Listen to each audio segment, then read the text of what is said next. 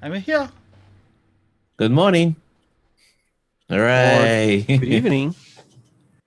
Good afternoon, good night. Oh boy. This is starting Those great. of Good night. Bedtime. Bye. For those of you who watch from France or Canada, bonjour, bonsoir, bon après-midi, bon midi. G'day. Hi. J'ai parlé un petit français, j'ai parlé très mal. Tu répétais en anglais, s'il vous plaît? You're speaking howdy. French. That's not French. Ooh. I literally just Ooh. said I speak a little bit of French. I speak it badly. Could you please repeat in English? I know. I had to memorize that phrasing. Gee, I wonder, are you from Canada? No, why? Whatever gave you that idea? No, I just did trips in Europe. Ah, fair enough. Sorry, Canada. The US give me permanent residence now, so I am legally obligated to hate you. So, hi, we're back for our, trying to look at the numbers, 6th episode of Season 2 of Master Nyarlathotep, Call Cthulhu campaign, mega campaign at that. We have LoveMaps as our background, as the maps that we use because they're amazing. They're pretty much what you get in the stuff, but pretty much optimized for VTT. And the VTT of choice that we have is Roll20. We're part of the Roll20 Ambassador program. They give us stuff to give away as well. Not today, but other times we have stuff to give away from them. We have the audio by Syrinscape. Check out Syrinscape. They're amazing. They've got the entire Master Nyarlathotep campaign in, and they've also got other campaigns as well as non-specific campaign stuff for your homebrew stuff as well. Check them out at syrinscape.com. And the intro music and the two intro musics that we have are done by Lorian Ross. We have a different, more disturbed one coming back from the break, so if you got a little bit of a thing with audio distortion, yeah, maybe mute that one when you come back. And if you're watching on YouTube, thanks. Great. Press the like, subscribe, and all the other bits and pieces. It helps us. Please, thank you. I think that's all the bits and pieces. If you're watching live, you can donate. Yeah. Donations help. It helps our characters survive, and it gives us goodies to help survive. And progress, and survive. And survive, yeah. Not that I need help. Not that I'm throwing... We need help. But anyway. Just Not that we have been dying, though. We don't ask for much. But... Small donations, $1, subscriptions, things like that, and it gives us the opportunity to survive in this mega long campaign. Which the GM's going, yeah. I am not your friend. You should notice by now. You haven't got the t-shirt? I was actually thinking I should actually order it today. Haven't got the t-shirt. So that's all the paperwork stuff done. Let's do introductions. Let's get into our game. Starting with Phoenix, because Phoenix is looking away. Hi, I'm Phoenix. I am busy looking up what my scope for my rifle actually does, since last week I was doing long-range shooting without it. So, fun stuff. I am playing Alejandro Garcia, our trigger-happy murder hobo of the group. So, yeah, looking forward Who's to also seeing what financing else the I expedition at this point. Yes, financing expedition, making money on the side, shooting things. Yes. I'm taking half that money. Yes, you are. Yeah, But totally. that will be here in a week. Alejandro is our sour daddy. Like a sugar daddy with money, but like sour all the time. Sour Patch Kids. Oh god, so he's our Salt Bay, is he? I have no references there, but okay, sure. Eon, and can you move a little bit to the center? There we go. Yes, thank you. Alrighty. Camera keeps moving on me. Sorry about that. Hi, my name is Eon, and I am playing our cowboy doctor who's somehow getting more and more into this mess and has no idea who's doing it, Mr. Clinton Clay. Pleasure to meet y'all. Howdy, folks, and hopefully we can make it through this day in the lovely the loveless city and not get ourselves shot, killed, blown up, kicked out, or banned from the country. You know, all those nasty things that it seems that a few members of our group are keen to do. I don't know about the keen to do part, but hi, I play Jack Hunt. I'm the non-murder hobo gunslinger. Generally speaking, the non-murder hobo, but he can fight. He's also not the brains, but I'm just having fun with him, and so sometimes I put foot in mouth deliberately, sometimes I do it not deliberately. Hey, you'll see which one's which, or you may not. It's always fun. Gabriela? Teenager with attitude, I have summoned you here today to dress up in various distinct colors that can reconnect with our younger audiences to defeat the power of Cthulhu. That's right. From now on, you all are Sailor Scout, and I am your Sailor Moon, Gabriela. We'll be playing Lucianne today. I'm gonna be honest, the tights aren't very nice, but I do dig the hairstyles. I had no idea where that was going at all. I've got no Sailor Moon reference or background. I was half expecting to protect the world from tentacleization. I'm a horrible DM sometimes. GM, keep up. I don't think there's a Sailor Moon RPG out there, but I know there's a Transformers. Yeah. There's a magical girl one's coming out. I'm really excited for that. Well, would you like to run it for us? There's a Magic Girl one that's been out for a while with Powered by the Apocalypse. But yeah, and there's the Big Eyes, Small Mouth, which is a whole thing in itself, which you could probably play with that. But either way, Drakonyan. I am Drakonyan, and I'm playing Professor Sean McEoghan, a linguistics professor from the University College of Dublin, who is currently struggling with trying to keep up with Alejandro and, you know, his insane ability to process everything that is going on with us and only mentioning in the briefest way possible, so we have to kind of figure out the rest. But it has been a fun journey so far, and I hope I don't get shot again. I mean, again, I don't get shot. I never got shot, but that's the good part. I hope it still doesn't happen. I'm over-explaining. I don't need scars like you do. You know, I'm fine with my smooth face. Your chance of getting shot is never zero, and it's significantly higher if you're in a certain country. Oh yeah, I mean, try living in Rio but you know, that's different. Okay, MLP. Hello, I'm MrLiveProducer, and I'm your keeper for this evening, and this is going to be a fun one. Not that I'm planning anything major or anything. No. Maybe later. Depends after break.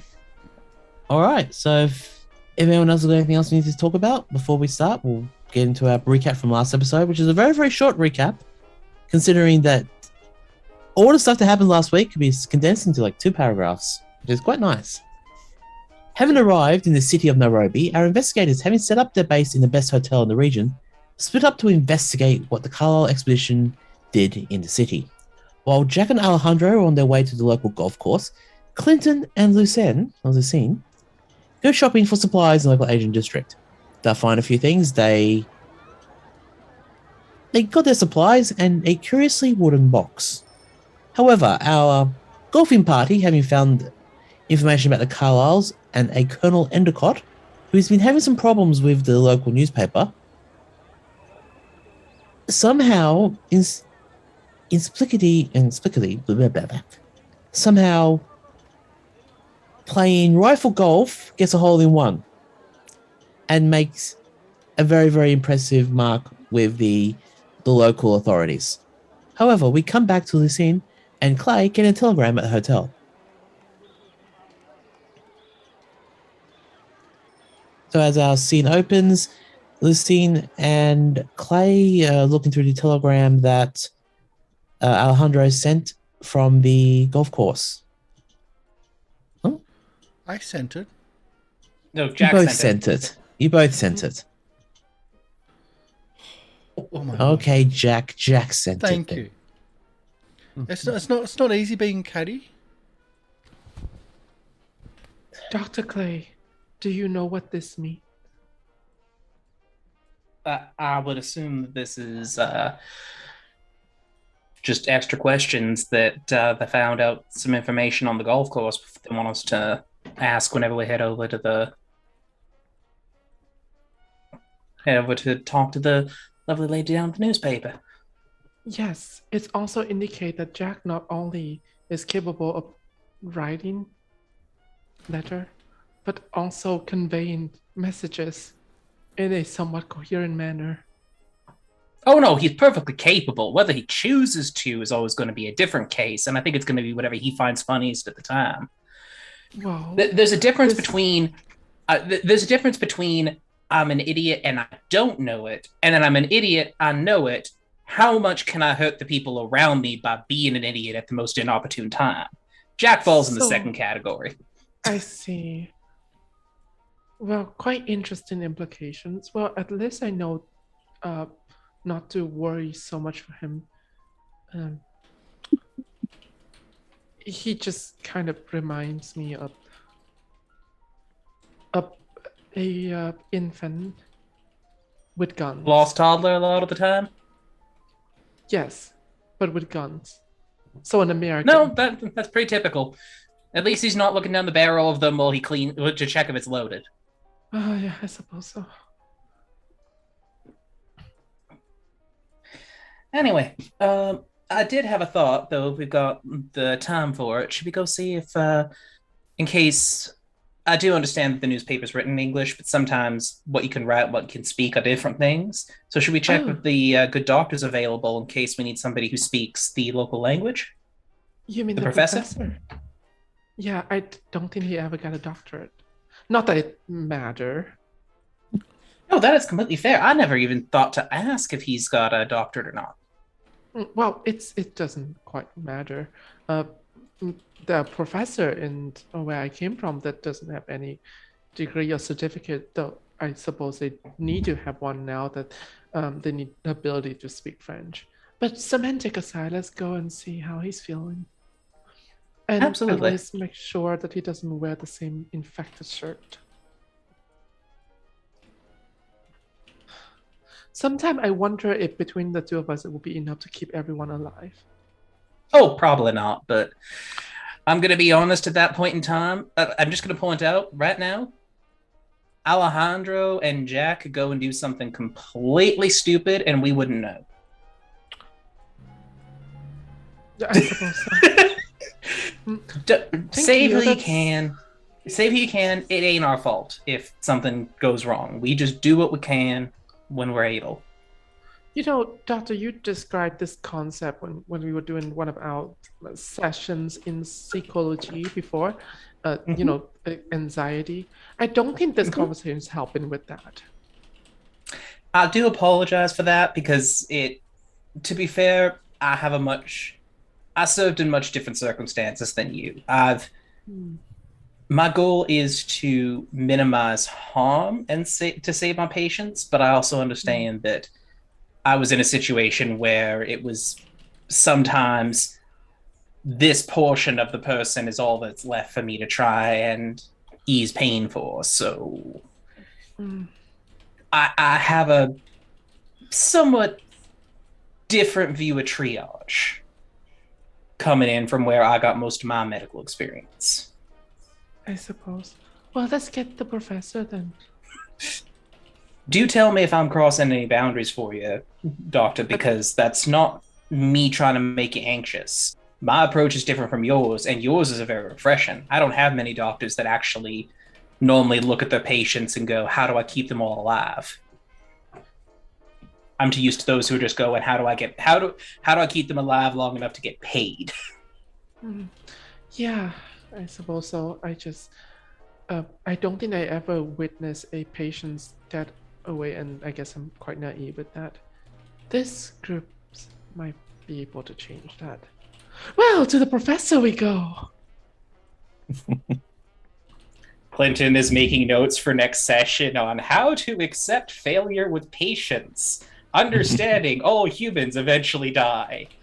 Oh no, oh no, oh no, too many young ones. Puts notes away and then follows.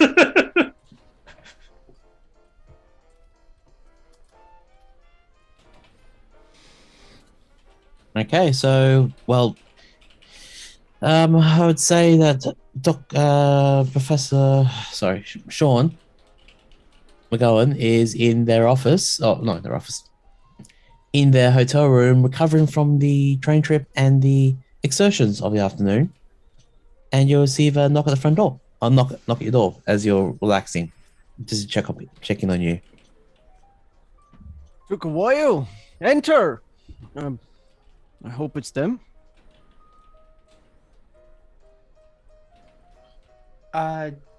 Good afternoon, sir. Professor, you all right in there? Oh, right. I was puzzling the pieces of the binding conjuration that I executed on the train. And figuring out the mental paths that the mind could take to avoid the sorts of corruption that Senor Alejandro was talking about the other day.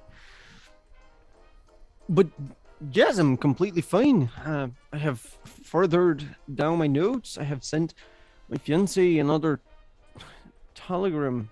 At this point, I wouldn't expect to receive as many telegrams in return. However, things here have been pretty eventful. I'm sorry. How's your day going? How is Chuck's going? Before that, should I go ahead and exit the room temporarily so you could examine the ones, the burn? That would depend on the professor here's inclination. I will say that for things like this, Doctor, it was not bad to have the two sets of eyes as long as Professor, you're comfortable with having both doctors treat you, which is probably going to be necessary soon whenever we're out and about. Oh, much like doctors at hospitals have their nurses by them. I don't see the problem. You speak sound logic. So, I believe, Doctor, this one would be better for you to take the lead on, as you have much more experience with the keeping the patient alive afterwards. I'm just patched up the burned wounds. Right. I'm just here. I'll give you whatever assistance I can provide. As Clinton steps into more of the nursing role. I'm sure this is nothing but a third-degree burn or less. Professor, you did not tell me when you received your medical license. That's wonderful to hear. Sorry, I didn't mean it like that. Wait, Jester me, Clinton. Jester me. Professor, I'm just trying to mean no offense. With an active infections, you could lose a portion of your body if you're lucky, a limb, or visions if its soul get infected by something specific in this area, which I have heard. Or dead. That is always a possibility. I do also understand, sir, that you soaked your shirt in toilet water and then proceeded to put said water over your burns. So let's go with what sort of diseases are inside of human fecal material, assuming that you're not dealing with also parasites. And would you like me to continue, or would you prefer for the doctors to actually treat you so you don't need to have the crash course in all the horrible ways you can die that we'd like to prevent? No, here, have my arm. By all right. no means will I be mocked again in such fashion. God, cursed bulletin. All right. You get the picture, doctors. You got the full Professor, picture. we're not trying to mock you. We're going that we wanted to check in on you since that you had pretty serious burns. And then your response was to say, hey, don't worry, I'm only injured in the way that you're concerned about me for. We're not mocking you. We're worried that you're not taking your health seriously, especially when your response to us being worried is to say, no, it's fine, I'm hurting the exact way you're worried. Perhaps it's my mental health that needs the treatment. I wouldn't be too sure. I'm not a mental doctor. So what sort of opinion may I have in the situation? I'm not sure. Well, let's us form an opinions on your wounds first. And I'll unwrap the bandage. Could I... I'll provide assistance if you want to roll with a bonus die. Yep. Yes. Go ahead and do a roll. Check? Yep. Okay, We worked out that first aid is really more for situational. Medicine is for long-term care. Okay. And I Professor, I do this believe will- on the other part we'll want to have a slightly different talk with it. Hard success. And you get a bonus die, which might make it an extreme. Yeah. Give that a try. Nope. 8. So 23. Hard Okay. success. All right. So you can roll 1d3 and add that to their hit points. But this is going to take like an hour or so just to do treatments and stuff. Is that okay? Yeah. Yep. Okay. So who wants to roll a d3 for the healing for Sean? I think Gabriela Lucianne I just rolled, it looks like. Yep. Cool. Yep. Just checking. And during the treatment, Clinton would want to say, Professor, that was not meaning to be glib with it before, nor to mock your own personal experiences. What you are going through and what you have previously been injured with, and what's going on in your body, you are the best judge of that. Mm. Saying that you are only burned, though, the day after you've faced a pretty serious injury and potentially exposed yourself to infection, being light with your health or being light with your own self-worth, that worries people who are concerned for you being all right. We're trying to balance a lot of things here, Professor. We're not here to make you uncomfortable or to mock you. Dr. Clay, it's not healing quite as fast as it could. We'll make us some extra burn salve, maybe. And are you worried about something else for it? Do you think there's infection or something there? Yeah, potentially. Look at this new layer of skin. It's slightly discolored. Professor, has it been hurting more than usual? Like any pains that you can report to us? Or because I know you weren't necessarily eager to be treated, but was that you felt okay, or was that something else? Because that's okay. It's more we're checking if you're in. I felt like it was just the ordinary burn.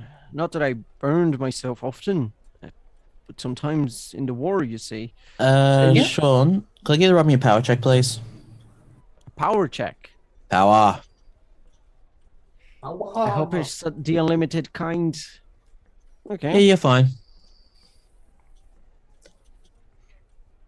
Doctor, I But- gotta. You see, I've barely been feeling it. I have been keeping my mind busy and nearly drowning myself. Professor, just out of curiosity, I haven't really been in touch with you since you come back to the hotel room. What have you been taking for? What have you been taking in? You know, your normal food and water plus your normal, or have you been indulging a little bit more in self-medicated painkillers? Just a little bit more of the alcohol. The Kenyan wine is not ideal, but it's decent. I think they dilute rum in it. Wouldn't be Professor- too sure.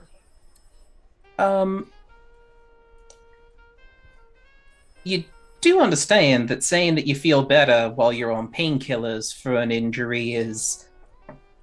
Painkillers reduce the pain, they don't heal you, right? I understand. You do know I that understand. part. I just wanted to Yes. check that it wasn't... There are lots of doctors who will tell you, oh, you're fine, here, I gave you some... I gave you a shot of morphine. You'll walk it off in no time. You can walk on a broken leg with morphine. The bone ain't fixed. I know this is not usually prescribed, but maybe some antibiotics. I know this is more popularly used during the war, but I suppose in this yeah. case it would help with the infection. I think that might not be a bad idea. If you're okay, doctor, we probably are going to want to do some more treatment of that when we come back. We were planning... We'd actually come here to invite you to come to the newspaper with us, if you felt up for it.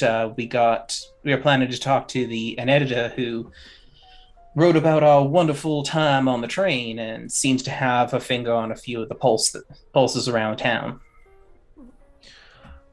Sounds ominous. I might have one question. Is it truth or myth that antibiotics and alcohol do not go well together? It's generally recommended you not take them together because there can be interactions, but it's more in the case of also you can do dangerous things with alcohol. It's kind of like saying you don't want to mix chemicals without talking to your doctor first. It depends on exactly what would need to be prescribed. Does that make sense? Yes. Your body Yes. needs time to heal, and alcohol take extra tolls on your liver. No, right now, I shall not recommend it. In fact, starting tonight, I'm going to prescribe you to take the certain amount of antibiotics 3 times a day until we see the wound start reacting better. Doesn't alcohol kill the germs and sterilize everything? When applied on the surface, not within your body. The Scots, they treat wounds with alcohol. I will And say how many that Scott that you know of that survived past 40? I didn't know many after the war. Professor, Particularly? I'm going to say that right now there seems to be more of a different issue. Do you mind putting the cup down for just a moment? We came here worried about your burns and wanting to take your company. You seem to be much more wrapped up in something a titch different. I'm taking it that the conversation with one Mr. Garcia rattled you a titch more than you might be trying to let on.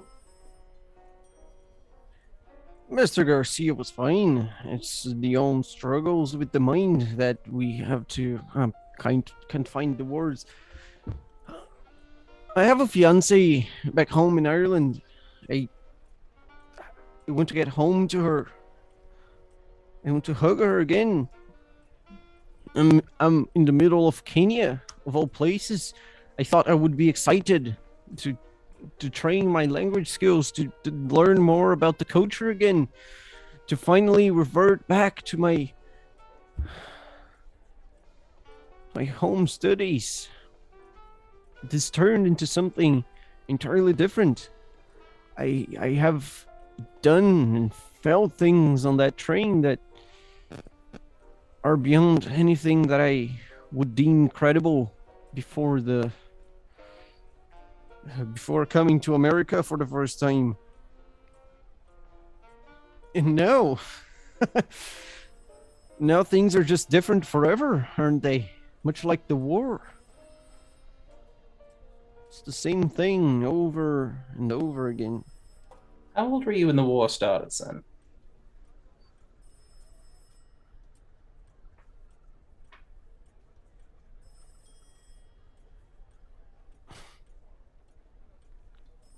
In the 2 wars, all I did was escape. That ain't the question. Help son. others do the same.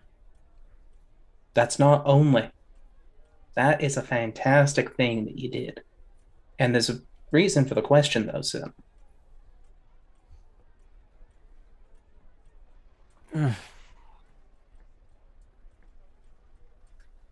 Because let me put something a little bit into context. If you ask a man in his 40s who had a good childhood and then fought in the war, or whenever he was an adult, he had the good happy memories to fall on, and you ask him, how do you stay sane? He talks about the things that he grew up with. He talks about the things that he knew dearly and that he was fighting for and that he knows that he has to come back to.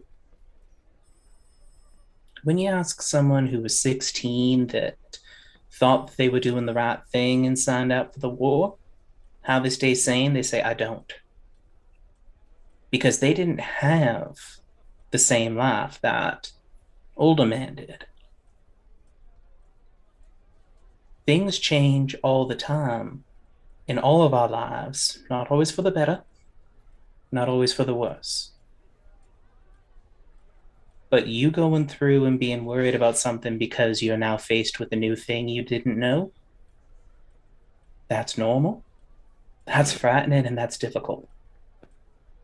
But in my experience, that's the time that you want to reach out to others that you know and can trust for help.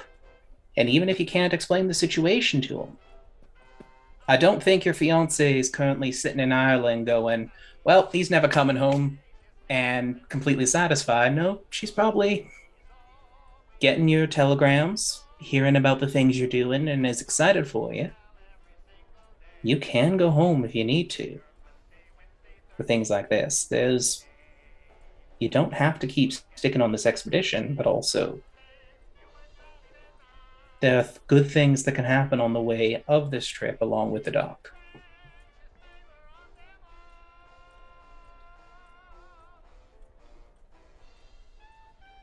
I might focus on them. It's a bit beyond.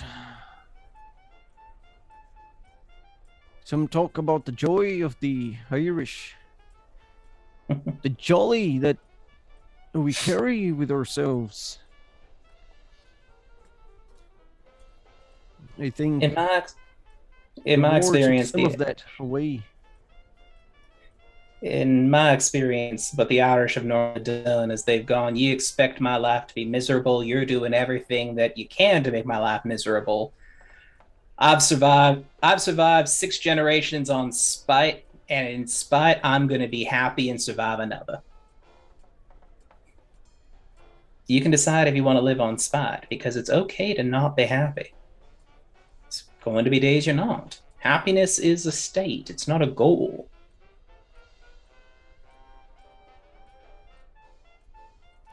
Well, Although it is a marriage status for young, savvy, well-educated women.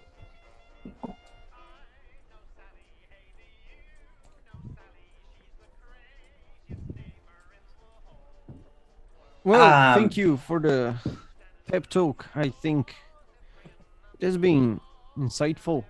I will I'll put the glass aside for the time. I think that might help. Have you had any tea or some water today, sir? Not that I remember. Right. Well, why don't we... I'm assuming there's sinks in the hotel rooms. Yeah. So as long as the water is safe to drink from the sink, like we'll get him a glass of water and then be like, I'll go down and... do you prefer tea or coffee, sir? I'm a coffee drinker myself, but... Tea with a splash of milk. All right, I'll be back down in a second. And Doctor, do you mind waiting with the professor here? I think that I've talked his ear off enough, and well, this old man can stand some exercise. Most certainly, Dr. Clay. And Clinton will head down to the kitchen to get a pot of tea. Delaying slightly, but also this seems a little bit more important than when you making leave, it convenient for an editor. When you leave, I turn to Lucianne and I will ask her. So, Doctor, tell me, how's that book of yours? It's not with me. Jack and Dr. Clay did something to it, and it could not return to me. For now, So I assume. the book that haunts no longer, is what I hear. I suppose so. Interesting. Quite disturbing, that one. Or fascinating. I suppose that's one word for it. Well, if you ever want to borrow my books, I guess I could part away with them for some time. Knowledge is for everyone, though you made hard. Many different words and expressions in them. I suppose you're not more familiar with Latin, or I'm longing myself. I think I would just sit again for until Dr. Clay returns. I'm familiar enough with Latin, Professor. Well, enough to study medicine. Lots of our texts came from that language. Great. You may borrow my notes then. They should be closer to the original. And whatever this Necronomicon original work was meant to be. So we called it some codex of the author or supposed author, but that was just a different collection of the knowledges from this book the church called the Book of Death. Quite ominous. It's where I learned to bind the fire spirit that assaulted us on the train. Professor, You may make wish your own to- use of my notes. Professor, you wish to enlist my help in translating the phrase from Latin? Oh no! You have a full plate. I'm just sharing my notes for those who want to read it. Not many Catholics survived the wars, and especially not the ones that understood Latin. And now we're at an impasse back in my homeland, and not many people were willing to read these ancient tomes with obscure references and strange affirmations of supernatural beings when there's so many urgent threats to our safety roaming about the land.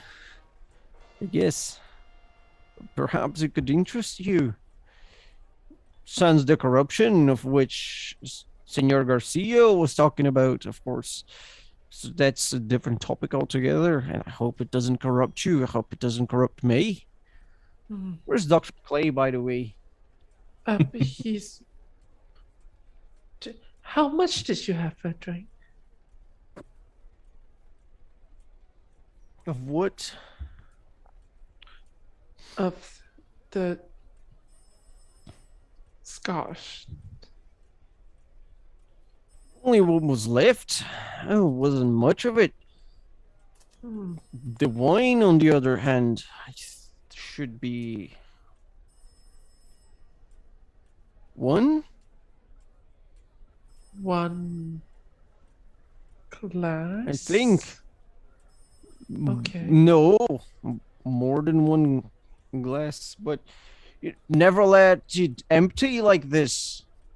You fill it when it's getting to here. So you put it up there. You speak French, but you're not familiar with the consumption of wine.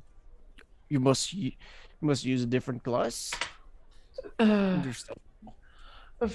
In France, people don't drink to get drunk. It's used as a accompaniment of a good meal to accompany the flavor and It's elevate how the everything party. starts. The meal is just the entry for the main dish, which is what you're having.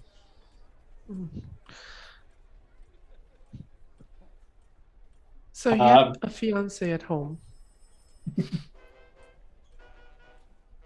Yes, I hope she's there. Perhaps she's visiting my mother or her father or her brother. So What time is it in how- Ireland now? So, so Professor, how come you don't act like somebody with a fiance to worry about your safety? You risk your life and neglect your health far too often for somebody who has somebody waiting for them at home. If I may be so blunt. Such preoccupations might have slipped my mind at times, but I assure you, I want to be whole and fine and, you know, so I can go back home and hug her. 2 arms. Strong arms. For coward.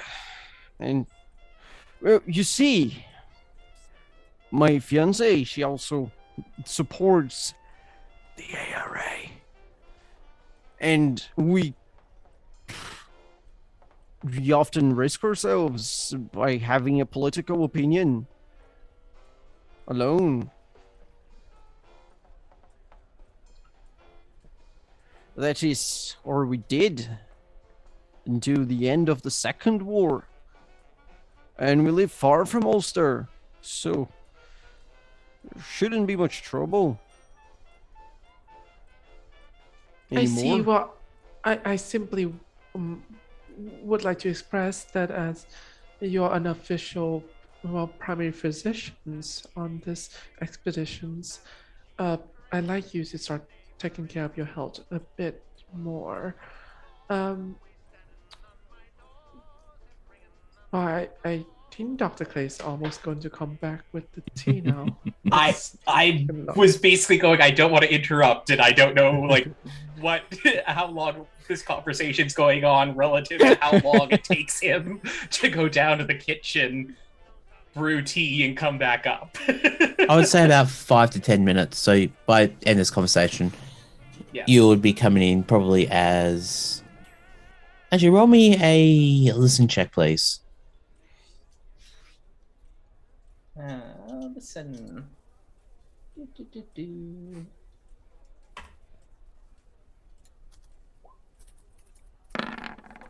Success. All right, I'm going to ask Draco a question. When you said that organization name, did you whisper it to him, or did you... Was it a stage whisper, or more of a louder whisper? Yeah, it was a stage whisper. Yeah. So you didn't care who heard it, but you did it like very quietly. That makes sense. Yeah. I just wasn't sure the microphone would pick it up. Okay, so it was supposed to be quiet in game. So yeah. Okay, so that would be a hard or extreme success to hear it through the door. No, you didn't hear anything, Eon. Okay. Yep, McClinton will knock basically and just be like, I got some tea if someone might open the door for me so I don't... Oh, yes, let me. And I'll walk over and open it. No. Thank you, right, Doctor. Do you add any of the herbs that you got from the Asian stores that you got? No. At this point in time with it, it's more a case of let's get fluids in him so that he's not going to hate himself whenever he sobers up. And get him to start easing towards, okay, you need to... this is not a self-care day. Let's get you onto an actual self-care day. Point of order is always important to have a self-care day. Right. So here you are, Professor. My understanding, Do you know how? I'm sure that. Why did too Oh, much also, milk? quick question. What is this? Eon, you're off center again. Oh, yike! I am sorry. That's all I'll have right. to adjust my camera at the break. Oh, It's good like this. And now we've invented chai. I mean, I'm honestly just going with Clinton gave the approximate order as somebody who doesn't drink tea to the Canyon kitchen and brought up whatever they served. Oh well, Dr. Clay, I think we ought to be hurry if we were to. No, we're going to have to head just- out. Professor, I'm going to assume that you're going to need a little bit of time just to sit in the room and clean up and wake up a little bit more, recover a bit, or do you want to still come with us? Though it does appear that you might have indulged a bit today. I'm nearly cursing this room. I was expecting your call. Let's just go. Let's just go. I will clear my head on the way. Before we go in, Professor, do you have any more of those bottles of wine around here, or any more of your hot liquor stored around? It was. No. Good. No. Roll me a spot hidden if you want. Can I roll an insight? I can roll psychology to see if he's lying, but Yeah, how about I do spot? like hidden I kind of want to do both, like doing the glance around, like look at him and then do a glance around the room. How about I give Dr. Clay the look of like, I got the room. Okay. Secret doctor things. Darn it. Now comes the question: Do you not think because I didn't lie, or do you not think because? Well, no. Like, we still want to check around the room because you could be drunk and forgot. But we're trying to see how much you're resisting assistance in our request to be sober. With that spot hidden, just remember it's a hard success. Would they see anything in the room? Yes, actually. You know those small flasks for whiskey, but this one is full. Because it's a spare I carry since we arrived, just in case. But I have not drank from it yet, or have not drunk from it yet. Okay, so you see one whiskey flask on you, or more like put to the side. No, by the bed. Okay. And I go, well, let's get you to bed. But let's careful not to hit that flask over there. Oh, here we go. Clinton's gonna pick it up, like take a sniff and go, it's this kind of medicine.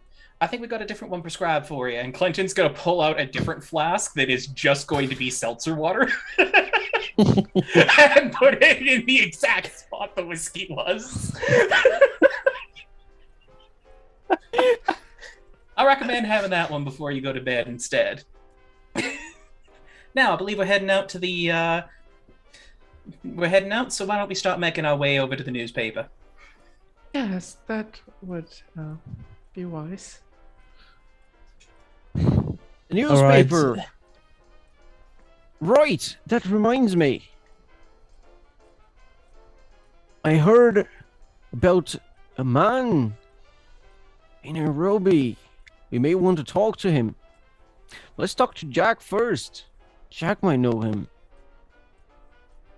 Well, we can definitely do that afterwards, but they're still out on the golf course. So we'll have to talk with them later this evening. Yes, I could play some golf. like croquet. It's like croquet, but not. Have you ever played golf, Professor? No, but it looks great in the papers. Well, you can probably With the talk to the long staffs and all. you can probably talk to Jack and Mr. Garcia if you want to go next time.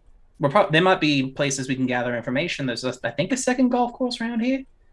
Regardless, we should go looking for the. We should go talk to the lovely lady at the newspaper. All right. let Okay.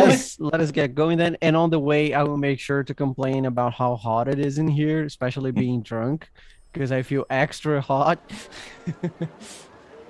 Okay, if you want to do that. Also, roll me a con check, please. Con check. There we go. That's a failure for you. That's a failure of Damn, you. so skinny. I would say that for the next next day or so, you get penalty dice to all rolls that require dexterity.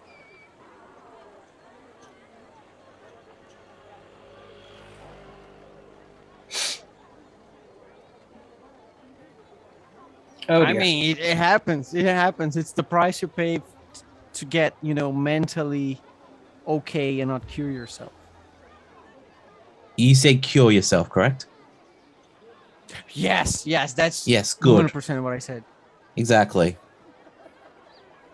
All right, so you on the map, I would say that if you need help, reach out is the best way to describe it. Yeah. So if you're on the map, which I'm actually going to now, I have multiple different maps. We are looking for the Nairobi Star, correct? Yep. Number 17, which I think is just down the road from us. Yeah, just there. On the way, Clinton's going to purposely go a little bit slow and try and get a little bit of food into the professor as well, just on the assumption that he probably hasn't eaten based on what he said. Like, just probably like a small pastry or something that would be the equivalent for breakfast, but... Yep, that's fine. Okay, well, as you walk into the newspaper, Alejandro and Jack doing anything, or are they all... What are you doing at the moment while the other groups are on the newspaper? We've wrapped up at the golf course, so heading back when we get to the car. Oh, Karsh, I think you're muted. Country club? Yes, we finished up there. The 19th hole? No, there is a country club as well. Next to the golf course. It's Number attached 2. to it if you... Yeah, it's number 2. Do you want to try and schmooze more officials in there?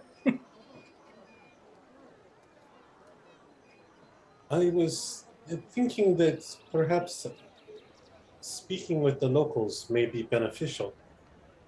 But if you want to wine and dine some more, I suppose we can.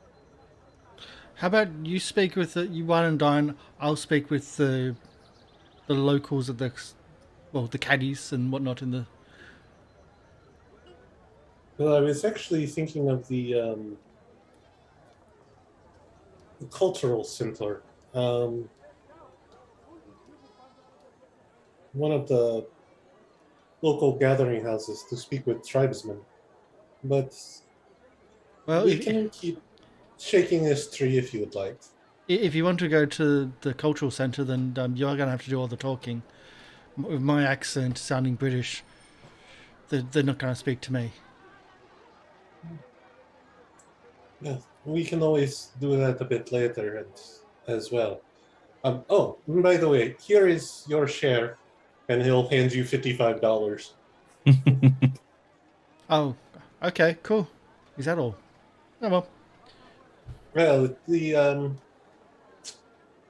government man, he made a bet with me, so Yeah, and I set it up. yep. So that is your cut. Okay, I'll take half then. Doing all the work, you're only getting half the payment. You are learning how the government works. Didn't he give you more than half? Yes, actually he did, but he's not arguing the point. No, I was just kind of surprised at that. It was just like... Meta, I had $355 in cash, so I only wanted the 45 to make it a round number. Yes. So where's this cultural centre? Do you know? Is I don't Well- believe any of the people on the golf course would know it unless you speak to the caddies. Well, I may have. Well, that may be a good place for you to ask, is if there's a. I may have misread the map earlier. I thought the. But ask the caddies if there is a good place for us to go and speak with some actual locals of this place, whether it is tribesmen or people who actually have pigment to their skin. Am I allowed to say that? How you say it is up to you. See, that's the problem. Well, if you're speaking with the caddies, there should be less of a problem. Well, let's try. Okay, so you're going off to see the caddies, is that right? Yeah, let's do this. Okay. And I'm going to blame Phoenix for this. This concerns me. It should. Oh, God. So you park. So you go around to the back end. You see where all the caddies are situated. You see them with their cigarettes, having a bit of a smoko, and they look up, and the person walking towards them and says, "Hello, can I help you?" I put the bag down. I was carrying two, and I'm just Yes. just yeah, my boss man is looking to do a my boss man is looking to speak to some like a tribesman's representative in the area, and he's looking to do some donations and some philanthropic work, I think they call it. And I was wondering if there was any cultural association, any meeting hall, or like organization that he could speak to. Well, you could go and see Johnston Kenyatta. He operates over at the Kirikul Central Association, just near there. He does some work there. You could also probably go and speak to Sam how do you pronounce his name? Oh, you pronounce his name McGuire. Magiria? I have no problems. You can go and see old Sam. He works over at the train station. He actually takes care of all the bushes and stuff that's there. Or All the bushes. yeah, don't you know? Our train station here has been Yes. Yes, gardener. Yes. What do you expect? Janitor? Do you really want one of them to be handling cleanliness? But so probably Sam or Johnson Kenyatta. There are other people around, but those are probably the two best people to talk to. And you hear a third one speak up about, well, you could go and speak to the local establishment near the armory. They keep a record of all the more notable people around the area. But you could also go and see Dr. Horace Starlett. He does a lot of philanthropic work down near Swahili Town. You want to be the first people to come around to do the old doing the things at the arse end of nowhere. I think when the Carlyle Expedition came down, they actually did some work down there because they were trying to find some medical supplies, petroleum jelly and stuff. And at the Swahili Town? Well, Dr. Horace Starlett, he is a missionary. He runs the mission school in Swahili Town. He also does a bit of work in the hospital, but they weren't able to get some supplies in for Hypatia. But Hypatia actually donated some of their work to the church in exchange for some of their help for medical supplies. So you said a medical, like you said a chemical. What was that? Medical. What's wrong with hearing? No. You said what? You started saying what the medical thing was that they were looking for. Yeah, petroleum jelly. Okay. Some of the more interesting drugs. You know, the ones that you take in the middle of the night and you wake up seeing all the colors. Seeing all like the stuff which makes you see things, weird stuff. Yes, cold water was not treated. Oh, yeah. I can't remember what that is, but yeah, I kind of know what you mean. I think we might have to speak to them then. But you say that the local constabulary, like they'd know the. Are you saying like local Not the- troublemakers that they know, or local? Well, not the troublemakers. We haven't had that much trouble since the locals killed all the Nandies that killed the expedition a few weeks later. Because of all this drama that this That was Erica years ago. Carlyle. Yeah. You think they forget? When a whole bunch of soldiers walk into an area and just trap up some of the locals and kill them for something they might not have done. And then you start hearing a little argument between other caddies when they're just starting to discuss local politics. And they don't pay attention to it anymore. They start railing the other guy who's pretty much calling the locals not guilty. I will take that as my cue to leave. Yep. So do you want me to give you the names again and locations, or you're all good?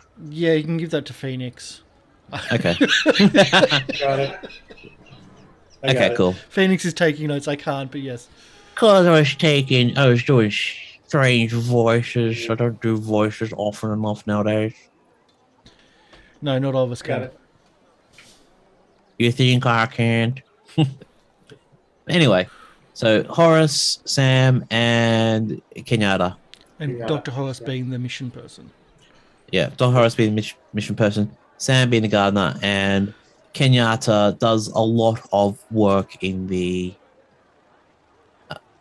You would say that when they mention Kenyatta, they would have said uncomplimentary things. Just... You think there's a little bit of something there, but you don't know what it was, but he wasn't treated as... He wasn't thought of as well as Sam or Horace. And these were white caddies, White caddies, yes. not local caddies. Okay. Not local caddies. I just wanted to make sure I knew who I was speaking to see with what the opinions were. Yep. Okay. Gotcha. Okay. Now, I would say at this point, unless Alejandro or Jack want to do anything else, we'll go back to the newspaper crew. Sounds Okay. good. All right. So, okay, I need to load up the newspaper stuff again. Close everything for that one. Okay. Nairobi Star. Okay, so you walk down the street. It's getting rather busy. You see the little child that was doing the newspapers, and he looks up, spots you, and waves you over to a nondescript building. You would say it'd be about between 2 and 3 p.m. at the moment. And you would assume that also, for your information, Dublin is about 2 hours behind Kenya. So it's not too late. So it'll be about midday because I know Sean asked about it. So it'll be about midday for our island. So if you did send any messages, you could receive a message back tomorrow. Just on our way there, Clinton also wants to kind of keep an eye to see if they're being followed. Roll me a spot hidden. No idea. Sure you don't want to spend that 10 luck? Nope. Okay. If we're followed, we're followed. Better drama. No following. You don't see anyone. You do see a lot of people around. Some white, some indigenous people. Nothing more out of towners than you would expect for at the moment. But nothing really will ping your danger sense at the moment. Yep. And yeah, the little Tanzwani waves you over, and you get introduced to the Nairobi Star. Relatively busy building, not that many people doing the newspaper work, but you are brought in and you are introduced to Natalie Smythe Forbes is who you get introduced to, and I have a handout for that. If I can find it. So it's character portraits. Natalie Forbes. There we go. So you meet this, I would say no nonsense, but that's incorrect. But she's a brisk woman. She's more concerned about what goes on in the area. Tall, slender, wears her hair in a bun. And you would see, most people would have like pens and needles in their hair. But again, you would see a pen, a couple of crochet hooks. But she looks up and says, "Yes, can I help you?" Good afternoon, ma'am. We're new in town, and we were wondering if you had time for us to ask some questions about. Wait a second. You see them stop, look at some notes on their table. Says, "Oh, you were the people on the train from yesterday. How did that go? What? Tell me what happened." Nothing too exciting. There was a bolt from the blue. It struck the train as we were driving, and unfortunately, it ignited some of the things in the cabin. So we were fortunate to be able to put it out without being too injured. Don't forget the pictures. Clinton has not forgotten the pictures.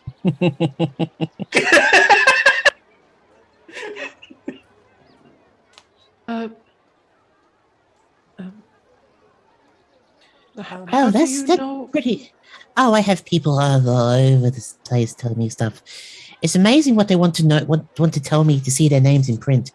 It's like a magic trick or something. But yes, no, pretty much matches what I thought.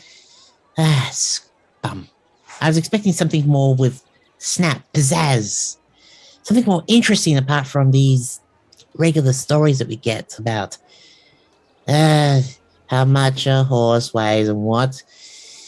Oh, we get so much boring stuff. What do I want to give for some interesting stories for once?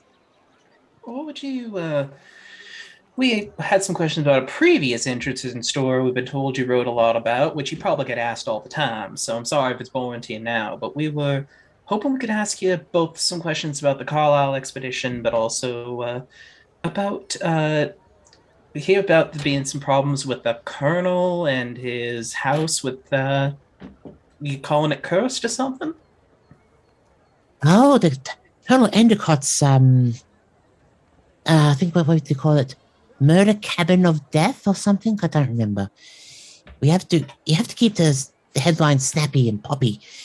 It's amazing how many, like you say, local men killed by lion. It just sounds like something interesting. But you can say, local man killed by eldritch horrors from beyond the grave. It sounds so much more interesting. And does not that we have actually written this. We haven't written something about eldritch horrors from beyond the grave. I think we called them. What was it? Demonic dust devils, something like that. I can't remember. I can go through the archives and actually have a look at the old stories, but he doesn't seem to really like those stories. Every time we publish a new op-ed about this stuff, it drives him a little bit crazy, and he drives around town with a gun, and he decides to grab anyone they can see to take him back to his. I was going to say murder cabin, but more of his estate. Abode. And decides to try to prove to anyone and everyone that he's not a murder cabin, it's just a perfectly safe wild game sanctuary. I've been most interested in meeting the Colonel, though I don't fancy being pulled in at gunpoint. That sounds rather rude. Oh, he doesn't pull you in at gunpoint. He can be very persuasive, especially when there's a pretty lady there. He doesn't tend to take no for an answer sometimes. That ain't persuasive. Well, Either way, But no, so that's thank you for that. something interesting. Also, But, you might be talking about the Carlyles as well. we were They talking here about the recently? Carlyles, yeah. Yeah, we were. Though I do have a question. You said demonic dust devils. Now, I wouldn't mind- Alliteration. I understand that. I'm assuming that was just the result of a normal lion attack, and you wanted to spice things up. That's the thing we don't know. There's no bodies. If the bodies do return, there are no lesions that would assume lions or big game, but it's rather puzzling. If you have that article, I'd be most obliged if you could share it with us a little bit afterwards. And depending on what sort of information you might be looking for, there might be some pizzazz we can add to the train station situation. And Clinton at this point is going to slide this somewhat heroic looking hand drawing and go, one of my compatriots has quite the imagination, so maybe you could use this picture to flesh out a more interesting story for yourself. Was that the first, second, or third that you passed them through? It was the one that you said was the best that Jack so it'll be the drew, second. like in the heroic, yeah. Mom, excuse me, but could we perhaps take a good look at your archives and see some old editions of your famous papers? Okay. Give me a few moments. I'm just seeing something. Oh, yes, you can have a look at the archives. That's no problems there. Much appreciated.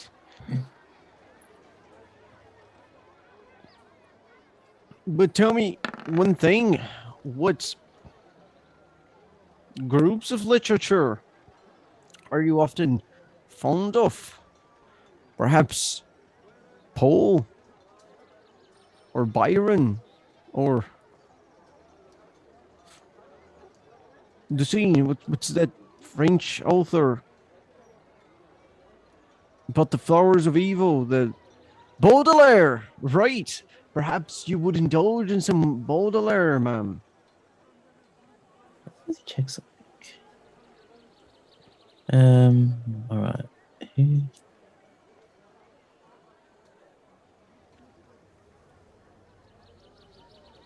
Okay. Sorry, I'm just having to check something about appearance. All right. Mm-hmm. Okay. So 55, 55, and 70. Okay, no, nothing there. Okay, and other dice roll is important, but for some other reason. Okay,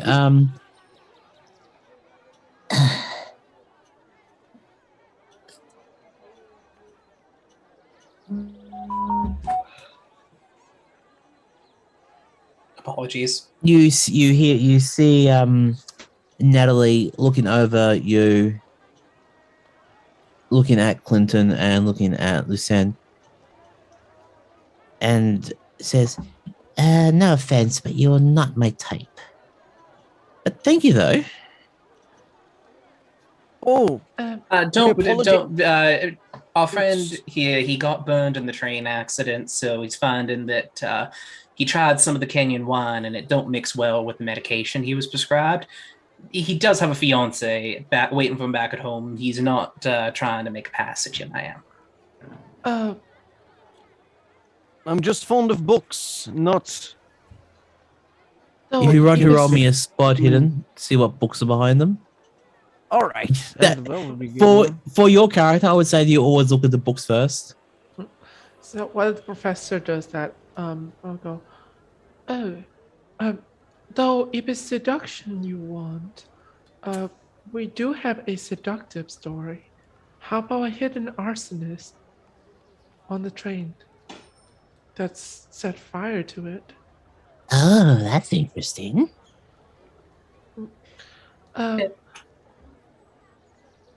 My colleague and I, when we noticed the fire being struck with the last sound, which we were assuming was the dried lightning, we also saw a silhouette of a person standing on top of the other cart. And maybe perhaps that was not dried lightning, but something far more artificial. Wasn't that right, Dr. Clay?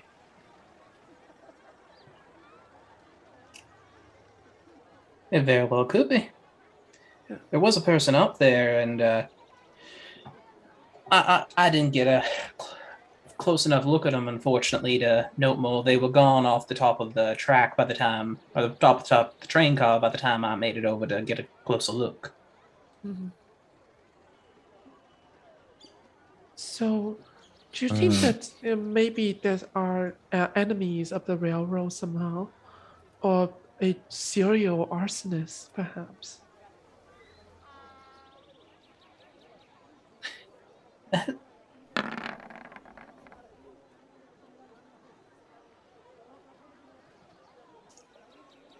Well, we have been hearing reports about an arsonist, that's true.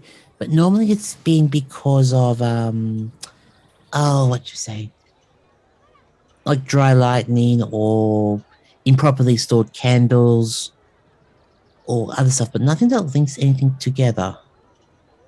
That you've been having a lot of surprising fires the last little bit? Not surprising. We are in the middle of nowhere, and well, let's just say that the fire service out here isn't the best. Can't imagine why that might be a problem on a dry grassland. You see the problem. But if you would just excuse me for a few moments. The newspaper archives are down there to the left and then to the right. I just need to finish off a newspaper for this afternoon. It'll take about an hour or so. So if you want to just wait in there and just do your research, and I'll come back to you when you're ready. Yeah. Thank you kindly for your time, ma'am. Professor, you seem quite excited for taking a look at the archives. I will indulge. I will indulge. Let us feast upon the archives. Maybe I could teach you a thing or two about archivization.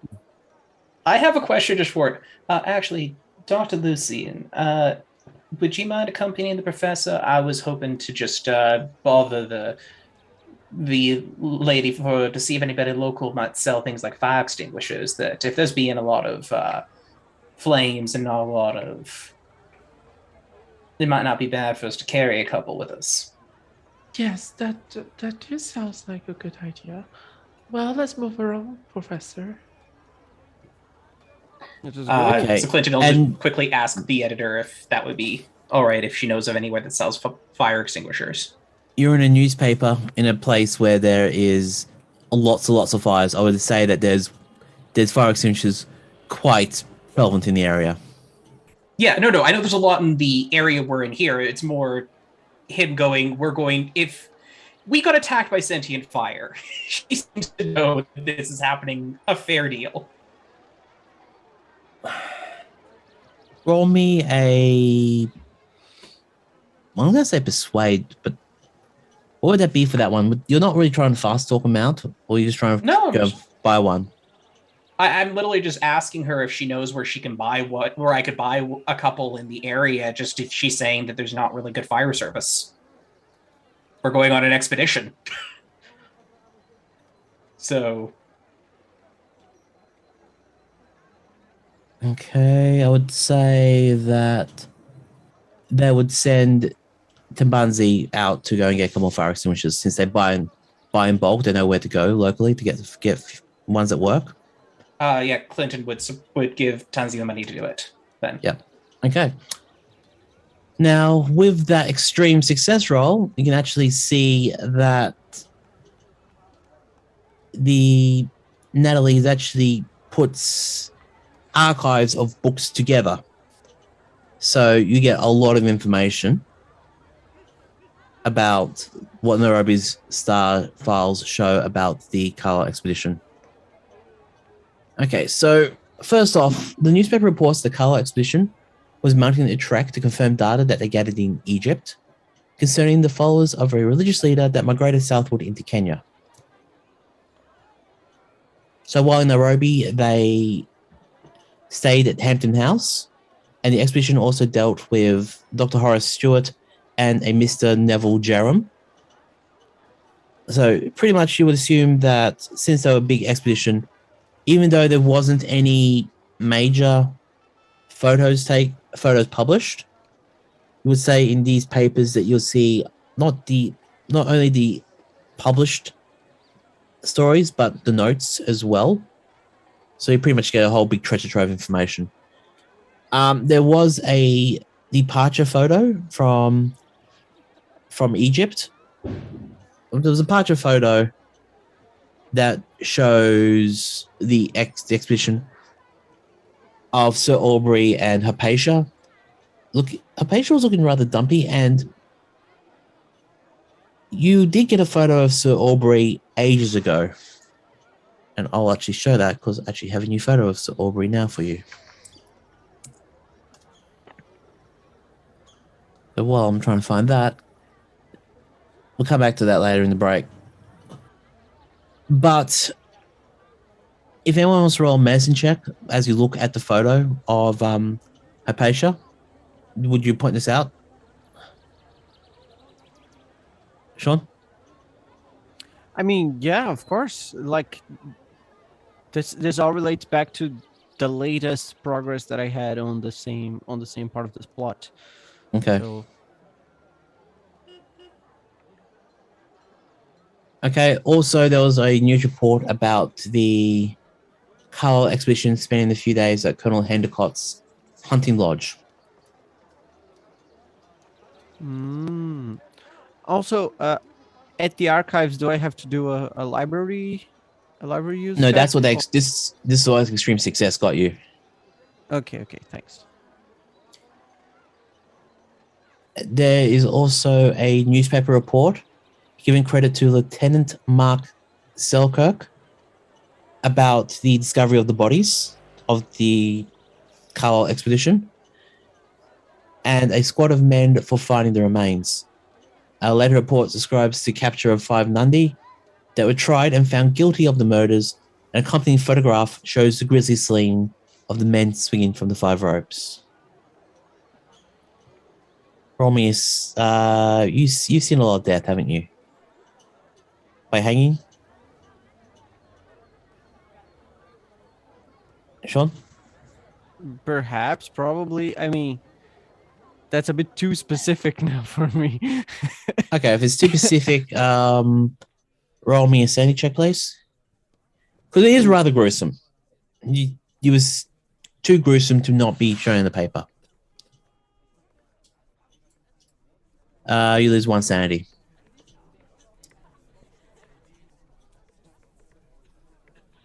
Done. Damn.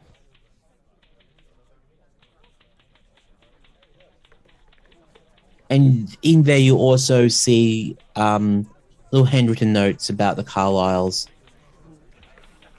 More about just general handwritten notes about like Hypatia, Carlyle, Sir Aubrey. And about how Sir Aubrey actually had a very, very big fondness for the local tea and had a lot of appointments with Tan Kerr, who runs the local tea shop. Huh.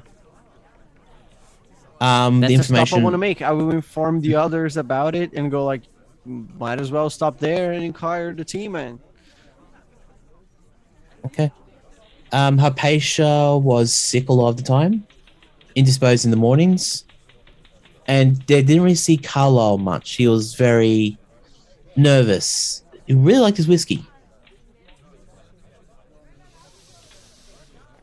And Sir Aubrey was attractive, virile.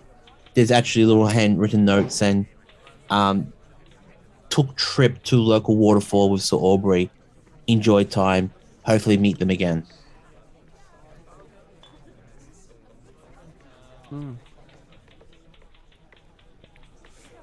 And that's all you see from the news. get from the newspaper archives. Unless you want to do another library use check to see if there's anything more which might be in the margins that you don't notice. Oh yeah, I mean, I will, because better safe than sorry, and this is my specialty after all. Spot hidden was sheer luck. Not. This is. Yeah, that spot hidden was sure luck. Yes. This is not the same. This is not the same. It's like I got bored already, so it's like, oh, whatever. We got what we needed. We got what we came here for. Let's just continue. Well, hang on a minute, Professor. Let me just look into it a little bit more. You're probably right.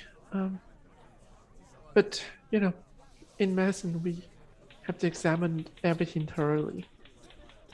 So can I then use library use? It'll be classified as a push roll and have to be a hard success. Okay. Did you roll the medicine earlier? I didn't for know. The... Oh, I didn't see the medicine roll come through. Yeah, so that's what it. Because there's the medicine check in regards, because Clinton's not there. Yeah. But there's a medicine check in regards to Hypatia's picture. Yeah, that's true. So. Yeah, she's with only a child. success. So it's only a success for medicine, and it's only a success. Oh, for library. medicine success. Confirmed that Hypatia was with child. But the library use just a standard success, and roll me a luck check. Okay.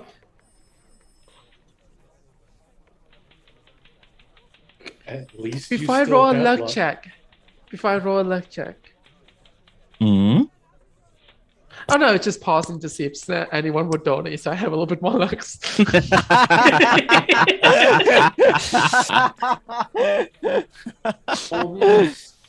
Alms for the poor. luck for the poor, luck for the poor. It doesn't hurt to hustle. You did fail a push troll though. Yeah.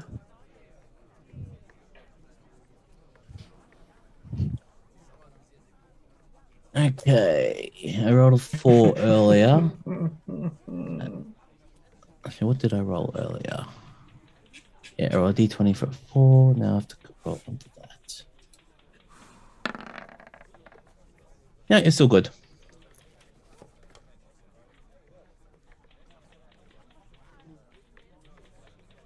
I would say of all the information, I would say that at this point, Natalie walks back into the office and says, "Oh, you're looking at the Carlyle Expedition file again.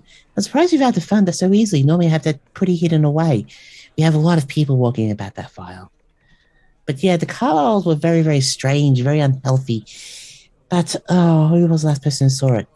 What was his name? Elias, I think, was the last person who went to try to find this file. Rather rude a man, apparently. Don't get me wrong, he was a great writer. He wrote a few stories for us while he was here, but strong-willed. But you can talk to Roger Croydon.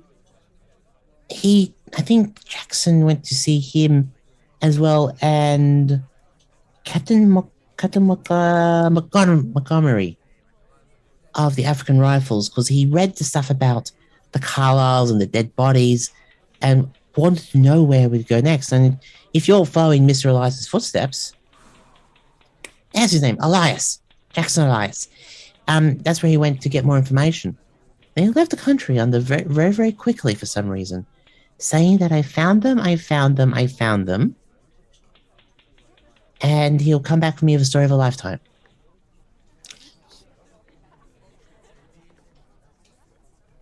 And Question, is Clinton in the room for this just because he wasn't for most of the library use because of the stopping with the fire extinguishers, but... I would say you would be making small talk with Natalie while they were working, putting stuff on. Then as they went back in the office, they would, you would hear that information from Natalie then. I'm sorry. I do have to ask. You said Jackson was quite rude when he was here? Strong-willed, rude, rather rude man of genius. Like, he didn't suffer fools lightly. Oh. So was one to be a fool around here for him to act in such a way? More driven is probably a better way of describing it. Oh. Also, do not... I think you have access to this file. I'll share it again. Yeah, here we go. I can share this. You should already have in your archives what Carlyle Papers American 12, the Nairobi Notes of Jackson Elias. You would have that in your archive. So you want to read that later.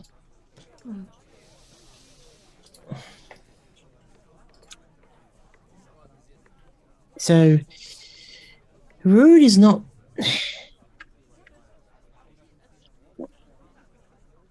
You can see Natalie thinking for a moment about the term rude. Mm-hmm. I would say more driven. If something didn't... Impulsive. Yes, that's the word.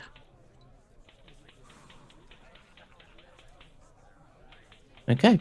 And with that note, I would say that we shall take a break there and we'll come back in about 10 minutes. All right.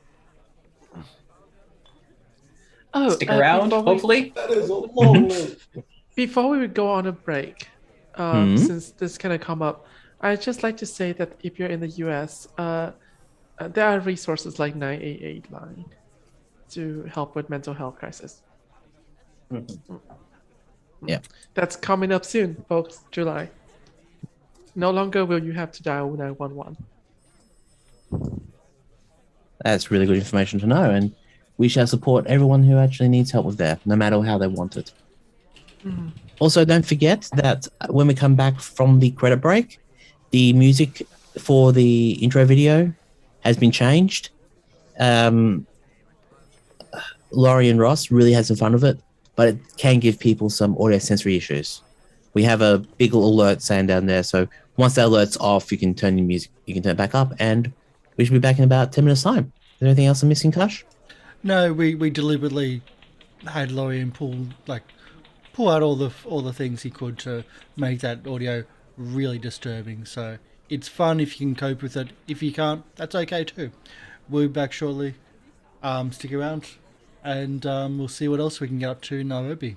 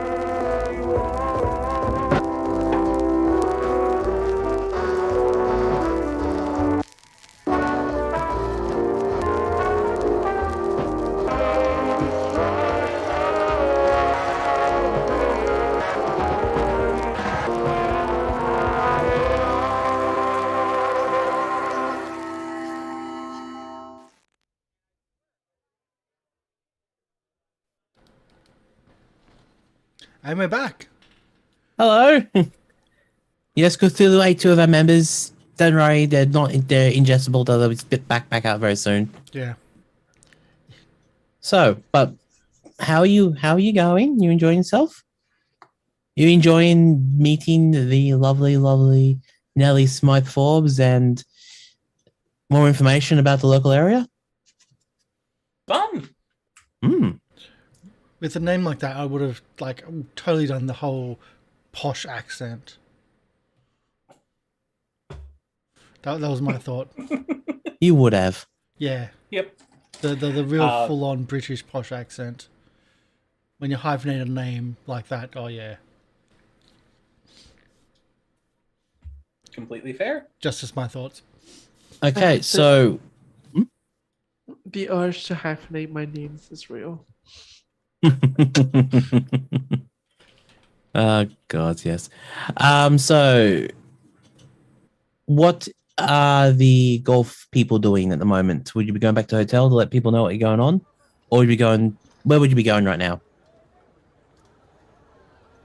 I'd recommend we join back up so we can find out what everyone has learned, do the data drop, and then figure it out from there.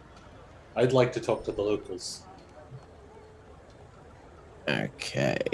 So hotel, Hotel first. and if they're not there, police station. You did know they were going to the newspaper today. Yes, but just in case, police station. It's on the way. Not yet. Oh wait, no, that's them looking for us, most likely. Mm-hmm.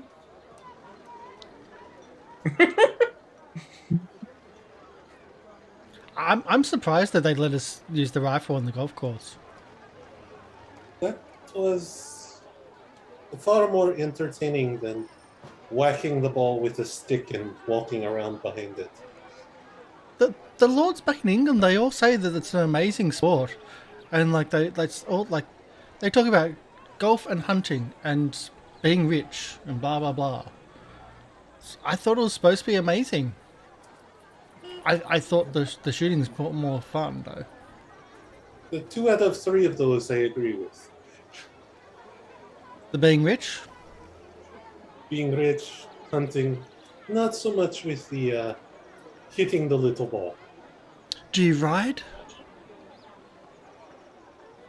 Not well. So horses, yeah. Not well. So maybe not some polo. That's also what the rich people do. I tend to climb mountains more. Why? It's nice to get away. It is far more relaxing to sit atop a mountain than walking behind the ball. But then you get to hit the ball again. Yeah, I Yes, see your I point. can walk up- Yeah, Yeah. yeah. I see your point. Maybe sailing. You've got boats. Yacht club? I do enjoy sailing. One of my friends owns a small yacht, and I go with him frequently. I heard a few of the lords talking about branching out into motor racing. Because they've got enough money to buy these cars, and why not just race them to see who's got the fastest? You know how well I drive. I have not spent much time behind the wheel. Yes, but you invest the money into the cars. I will go behind the wheel and crash them, or not. I would think that the purpose would not be to crash. Well, I could crash other people, and then we make money on bets. So this motor racing, it is... You are trying to destroy each other's cars? We could, if we bet on the right people, of course. That could be interesting. I think that might be doable. We'll have to see. We have to see where we end up. I don't think there's going to be many. They do have a race course here. I wonder if they could let us play on the race course with some motor vehicles. I do not know. I have not spent much time in Nairobi before. I do not know if they are racing dogs or if they are racing the motor cars. Oh, this is a colony, so it's probably racing. Well, it's either racing dogs or horses. I thought I saw a sign for it as we came up to the golf course. Anyway, Let us go find our wayward children. they're not my children. They're in Australia.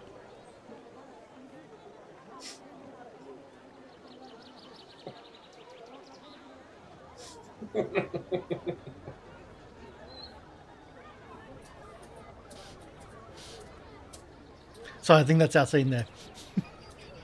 No, that's all right. I'm just doing something. All I can think is Clinton would be very amused at you calling him a wayward child and go, How old do you think I am, son? I think you need to do some better math. Let me throw 12. So, back at the Nairobi Star. Sorry, I'm just doing this quickly. How much money did you give the person to buy the stuff? Buy the grenade or buy the thingy? Grenades? You don't get grenades. No. Grenades? What grenades? I was just getting a fire extinguisher. Well, they're called fire extinguisher grenades. I don't know how much they cost, so $10. Clinton was wanting to pick up at least 3. $10 a dot. It was okay. Chemical fire extinguishers in this age cost $13. Okay. I would say that kid being kid, they'll get the stuff they don't normally get. So you get handed a box full of 6 fire extinguisher grenades. Thank you kindly for these. And I've put it in your possessions now for you as well. Thank you. I've just used throw. You've got a range of 12 yards because throw in Call Cthulhu is 50 of your strength of your range, and it's going to do 1d6. Area effect style or area effect? I'll say area effect about 10 yards. Yep. Or 10 feet. So I just make a note of that. What did you? Clinton will. What have you gathered at the golf court? Are we back at the hotel yet, or? Not yet, actually. Yeah, we were going to be leaving to head out, I believe. Oh, Yep. okay. Yeah, sorry. Doctor, Professor, y'all, how's the research going? Apologies for not being much help, but It seems that the Carlyle's, or rather, the Carlyle Expedition members might have lived after that massacre, as we already suspected. However, it has been so long ago that I wonder, would that not have surfaced already? We also can cross-connect some of the information that the Dr. Lucianne had gathered before that. Without the state of decay from these corpses and the flourished tales from that woman with whom we talked. is she still in the room with us, by the way? Oh no, she's Okay. He's good. here in the newspaper, and I would say they'd be walking down the hallway about to hit the exit. All right, sounds good. it might seem reasonable to assume that the supernatural forces that have acted in this scenario, which is completely hypothetical, of course, might have an interest in the Carlyles. And come to think of it, this wouldn't be unheard of. Perhaps they are to feed into some sort of matter. Maybe they will fuel for sacrifices. It's a bit too much. We know that often infants are sacrificed. Sometimes the elderly are sacrificed. Sometimes sacrifices are voluntary or not. But that's beyond the point here. The thing is, something not from here is requiring things that are not from here, is what I understand from these tales. And even though we could reach out to these people that have been interviewed, I doubt it would give us much more new information on the obscurities and surprises about this search and perhaps rescue expedition that was led by the Carlyle woman. You catch my meaning, Dr. Clay? Yes, so I think I do. well, my apology. I just want to make sure. I said go court, but I meant to ask.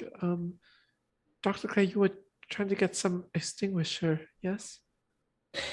I was. They're not quite what I was hoping for, but they'll at least help in a pinch, and he'll show the 6 fire extinguishing grenades.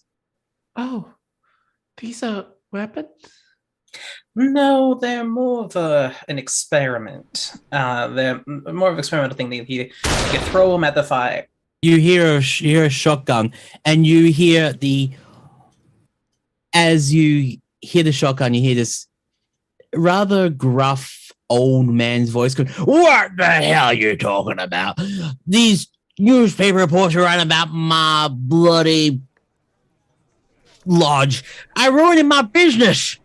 And you hear you now actually hear Natalie going, "But if people didn't keep dying at your lodge, we would have to keep writing these newspapers." As you enter in the room, and you see this, best way to describe it is a traditional, you see Jacqueline's pith helmet, an older version of Jacqueline's pith helmet.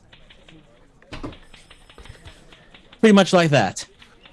But less happy, more angry, and pretty much ready to... You can see him right now pretty much cracking the elephant gun again and putting it back up and waving around a loaded firearm.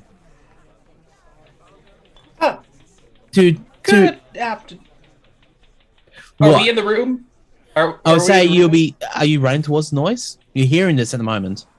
Yeah, I won't interrupt the gunfire, of course. Like, no way I'm gonna let this happen. How far away are we? I wouldn't say that far. Okay. Why are you asking? Yeah. It doesn't matter. We have to do for my actions. I'm asking distance to know what my options are. That's all. all right. I thought it was a matter of, isn't it too far for me to do something now? Well, okay, let me put it this way. If I'm 5 feet away, I'm not going to necessarily I'm going to be a little bit more cautious than if I'm like 500 feet away. yeah, I see. Yeah. No, Clinton will go. We'll run back over. Pardon me, sir. Is there a reason you're firing you're waving around a loaded firearm like that in the middle of a public space? Was an unloaded firearm is a way to get killed? When the tiger's running at you, you don't want an unloaded weapon because then you can't fire it at the tiger or the lion or the big cats that we have in Kenya. You want to see some of them? Doctor, is anyone hurt? Does anyone need first aid? I look around the room. Clinton is basically going with Madam. You're the colonel, I assume? Don't tell me she's been telling you stories about my hunting lodge again. Look, No, there has I been heard about no a madman with a confirmed. gun.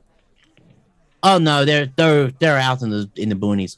But it's more about the people who are just disreputing my completely legal endeavor. Hell, the freaking Carlyles were there and they weren't killed.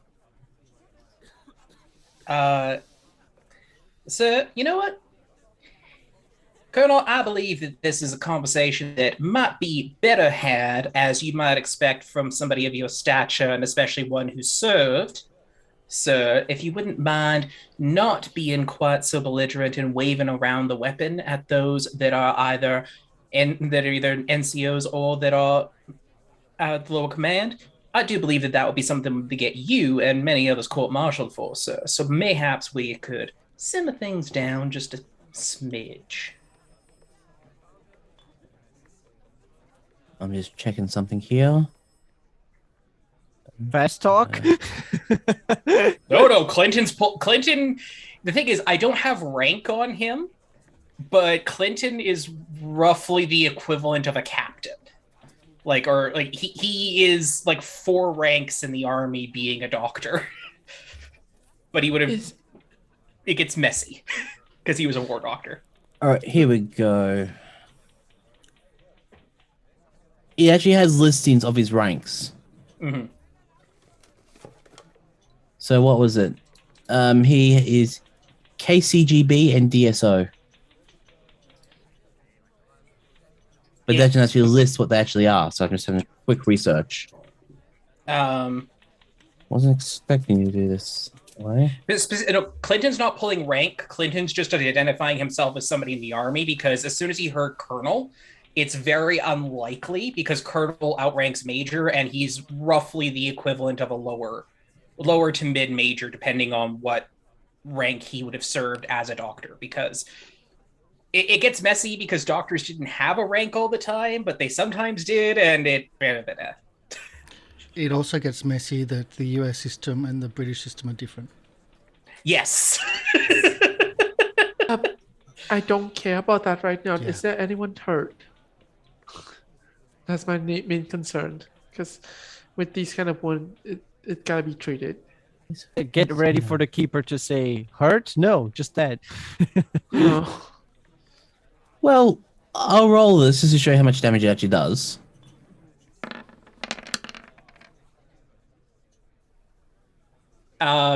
If he actually hits a civilian, they're dead. Yeah. You would assume that he's pissed, but it's more to scare. Mm-hmm. And that's why Clinton's just more trying to him as a soldier of like, can you please get yourself under control and act as somebody of your rank and stature?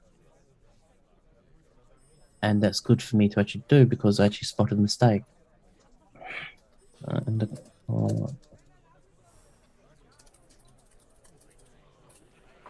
And I am willing to roll for it if need be, but I would say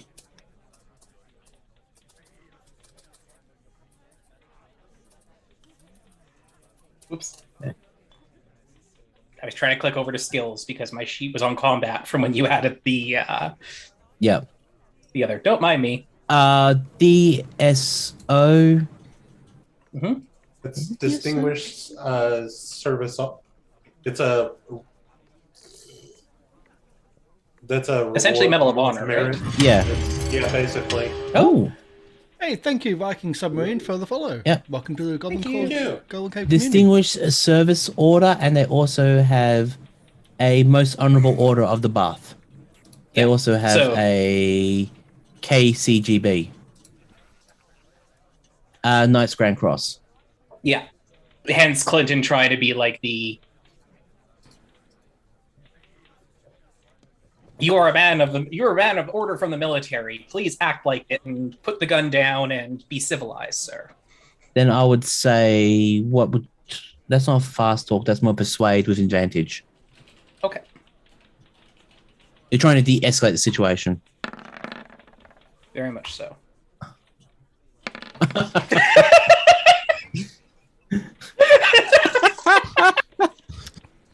So So I rolled perfect success, like just on the 50, and then rolled another 5.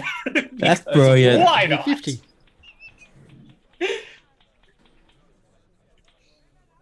Don't forget to ticket then. Yep, don't forget.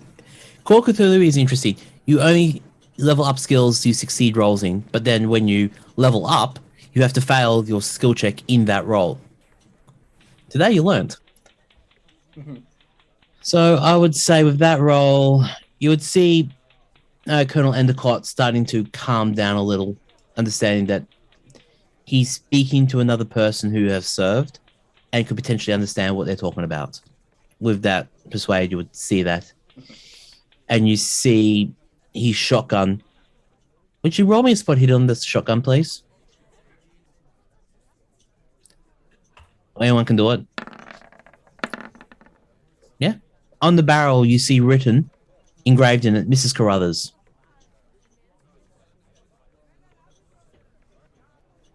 Okay.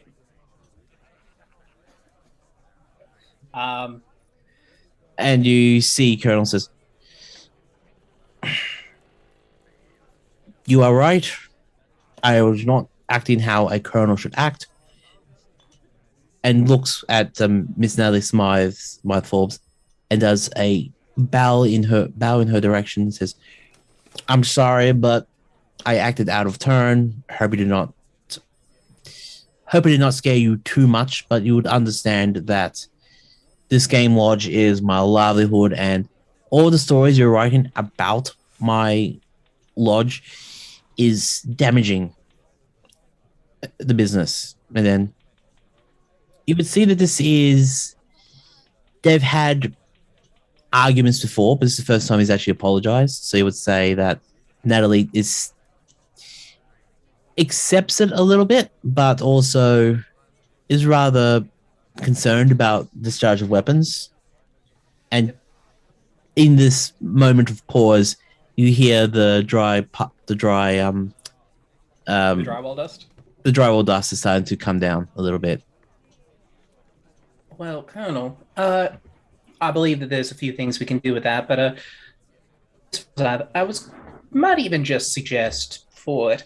You said that, Colonel, the Colonel's been bringing people to help dispute the claims. I think you can trust that some of our group, who were actually hoping to get the chance to meet the esteemed Colonel, especially someone who served most faithfully, perhaps we can provide you with some better first-hand information so you might accurately report on a local place of business. So we're saying that to the Colonel, or we're saying that to Natalie? Yes. Try to keep it smooth, but on Natalie, please stop writing about the Colonel. We'll get you better first-hand information.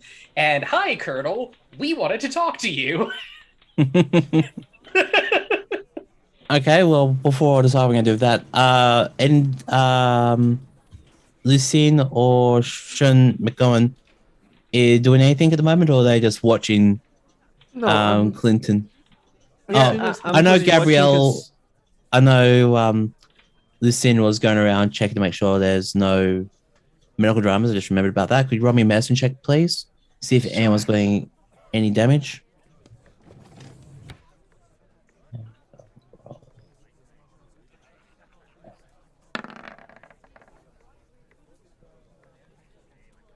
You would notice a couple of cuts and scratches from the falling drywall, but nothing too major. If that's the case, and these people seems like they're capable of taking care of that, I'll just step aside and step away, out of the way of the rifle waving person, shotgun waving person. And Clinton's kind of looking back to the professor and being like, help, help, help. This is not 2 people, 1 me. I dealt with the firearm issue. Oh no, you're handling things pretty well. I'm letting you do it because I got kind of triggered there when I heard the shotgun. Well, I mean the Firearm in general. Actually, thank you for reminding me. Roll me a sanity check, please. Me? Yes. I'm not gonna lie, it was kind of expected. Yeah, you're fine. You cannot mention drama without the keeper going, roll. It's not like it's my reason to taste, for instance. But you would see the eyes on Miss Smith Forbes lighten as like they want story. So it's like, hello, Colonel. What I'm going to do for you is this. I'm not going to report this to the local establishment because honestly, they're sick of you. Sick of you coming in here every couple of weeks, trying to threaten the news to stop publishing stories of public interest. However, if you let these people onto your establishment to confirm or deny what I've been writing in the newspaper, I will stop for the next couple of weeks and wait for their news article to come through before I continue reporting on information that's relevant and pertinent to the locals of this area. And now, So you wish for us to investigate on the Colonel Lodge and report anything that would... You will get duly compensated for the news article as I give money to all the people who work for me. However, it is more about for Mr. Endicott, for example, to make sure that they get their story straight. And since you're here and you're relatively new in the area, so I don't want him to think that I'm stacking the deck against him. I'm giving him an honest and fair chance to actually get his story and make sure it's told correctly. And you said yourself that you want to go to see where the Carlyles went, and the Carlyles did go to Miss Endicott's estate. So it works out well for everybody, is that correct? I do believe it does, yes. So if that's agreeable for you, Colonel, we were not expecting to run into you today. I'm going to be honest. We're new in town here, but our employer is currently following in the footsteps of the Carlyle Expedition, and we were hoping to be able to speak with you as they stayed at your lodge.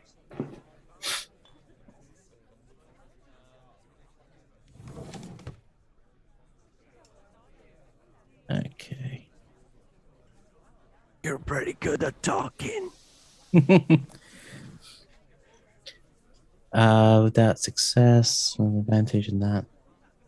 I would say that not defeated, because defeat is not in his lexicon. He sees what's in front of him. He knows that this is probably the best for his area, and it says, well then, I will come by tomorrow. Where are you staying again? I don't know. I don't remember the name of the hotel. I am so sorry. Clinton would know, but Is it the Norfolk? The Norfolk Okay. Hotel. Yeah. Yep. I will come. The Norfolk. Okay. Well, I will see you about midday tomorrow. Do you have a number? Do you have a telegraph at your lodge that we can just confirm that for you after? No, unfortunately not. I'll send my No, he can't talk. I'll come to the Norfolk at midday tomorrow, and if not, I will come back down to the lovely Nairobi Star to have another conversation. There will be not with somebody a waiting gun, for it, but so don't with a worry. nice with a discussion. No, there will be somebody there to help talk with you. No worries, sir. I'm all going. Okay. I'm not sure if our employer made other plans, but we can definitely meet with you to talk tomorrow. Okay. And with that, he takes a step out, does a polite bow to everybody, and walks out. And you see Miss Smith Forbes not shaken, but then as they walk out, they see them visibly relax. I was like, well, that could have gone a whole lot worse. Thank you for that. Oh, my pleasure, man. It's He's been getting worse lately, which is concerning. I don't suppose that the frequent writings that are hurting his business and attacking his reputation are doing him any favors, though.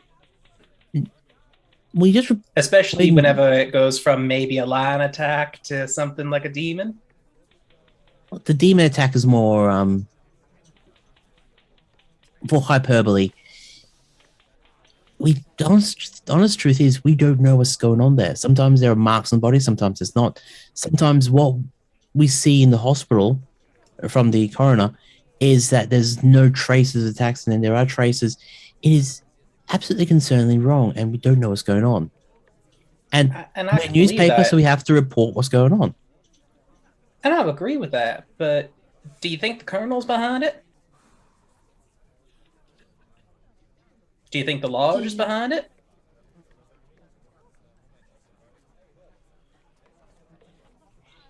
You give me a good reason why the lodge, if that lodge is hurting people, I really want to know what it's doing that means that it's got this variety of results, and all them bodies actually being found in the lodge. In, around, through. Actually, not in the lodge. There's a viewing platform to the. As you go into it, there's a platform to the left, about a couple of k's away. That kilometer away. So vaguely associated with the lodge being the nearest point of interest that you can relate it back to. So maybe stretching the truth to sell a new paper. Not stretching the truth. It is he owns the whole area around the area. All right, just double checking, ma'am. Mademoiselle, if what you're saying is what's being reported, aren't you just sending us on to a place where we're more prone for injuries, or mayhaps dead? Okay, confirming information. All deaths occurred in a couple of miles or 3 kilometers of the platform. Each death is nondescript, with nothing but Endicott's word that something died here. No untoward signs to be found. Blood remains with long since vanished or been removed. In the news article, you will also say Endicott, when he was talking to them about it, they're keeping an eye out for a rogue lion. Mm-hmm. Well, I can imagine that Dr. Lucianne, we were going to have to be probably going out that way anyway, following our employer's trail. I think that this is just more of a chance that we got to de-escalate this particular situation of a agitated man with a history of trauma, firing a gun in the air, and potentially getting him more willing to share information with us. I suppose so.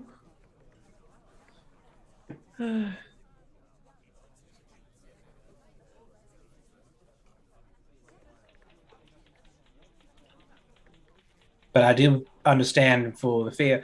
I'm assuming that there will be compensation due to the fact that there may be injury associated with gathering this story. Je n'aime pas ça.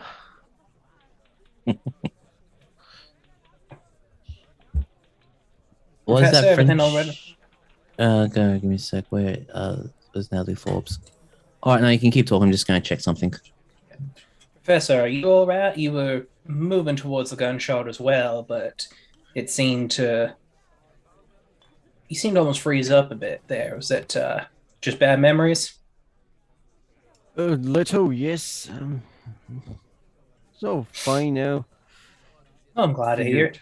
It was just a single shot anyway. No reason to tackle the shooter, I think. I think that might be wise, if only because of the size of the gun and the size of the hole. That can be fixed. It's a lot harder to put that back into that size of a hole back into you. Fair. Well, I think we should leave this place and meet back with the others.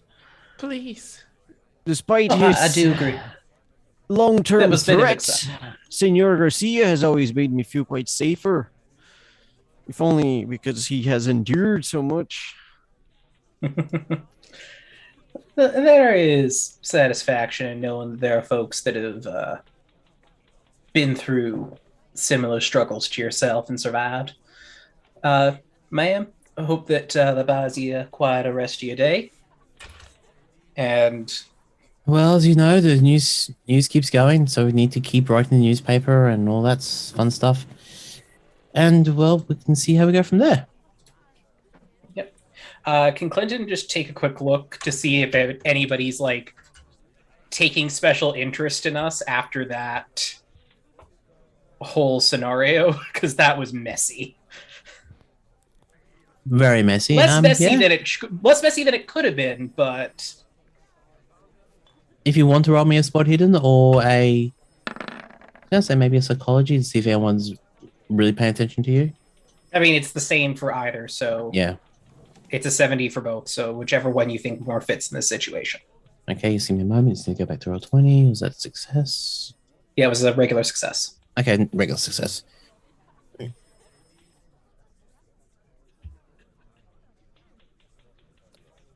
Okay, regular success.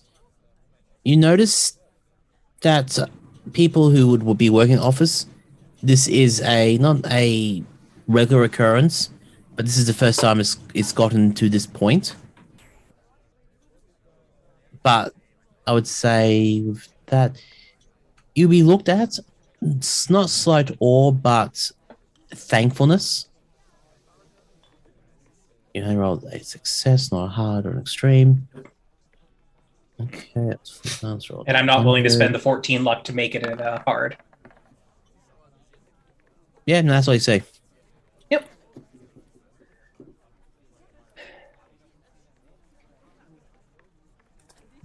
Okay. So, Professor, did you find did you find any potential leads we can be looking at for in town, or Will you be doing this we're gonna save that outside? till, just as we're walking back? Just is that something we want to? Yeah, did it you find would, any it would leads to have to be share? outside at this point. Yeah. I mean, we were leaving, and now we are concluding your leave. And Yes. a couple moments later, he asked me this, so figure we're out in the open now.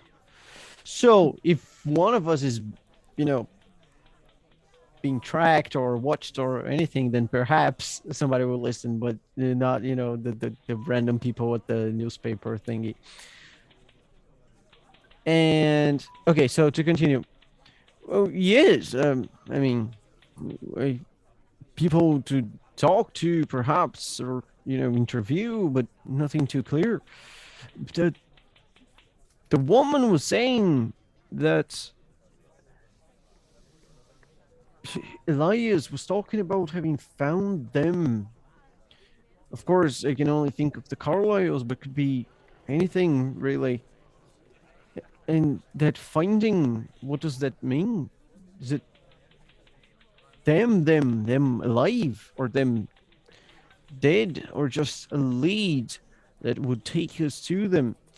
Now, it slips my memory now who Elias talked to right before and after that eureka moment he had. But indeed. Oh, I do believe from there were some notes that were gathered when Mr. Elias was found dead in his hotel room. He did talk with quite a few people in Kenya. I think if we get a chance to talk to the locals and we find locals that we can mostly trust and hopefully not terrify, we'll probably want to start asking about the Mountain of the Black Wind. Well, I've been thinking about this for a while, Mhm. and this might sound like a silly idea, but what if the Carlyle Expedition is not only alive and well, but is also responsible for all of those bodies being found? No, you're going too far, Lucy.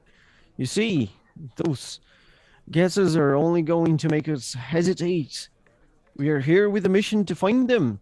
If we find them and that shows us that they are the ones behind what is going on, then we deal with that, I guess. But until then, If I may, Professor, Doctor, you are correct in that it's likely that they were involved in some way with the body, only because they were other members of the expedition that were hired on. But that being said, we don't know if the Carlyles were victims of their own stupidity and meddling with forces they didn't understand, and that's why that can't be found, or if they are actively contributing to the problem itself. Answers like that are only going to come up by further investigation. which reminds me, you mentioned the Mountain of the Black Wind. I'm not too familiar with mountains, but I imagine that Senor Garcia, given his origins, we understand a little bit more. I'm hoping so, but it's also it's specifically Jackson was told there was a cult up there. He had some, and I have some notes back at the hotel. I can try and pull out that Sidney had shared with me.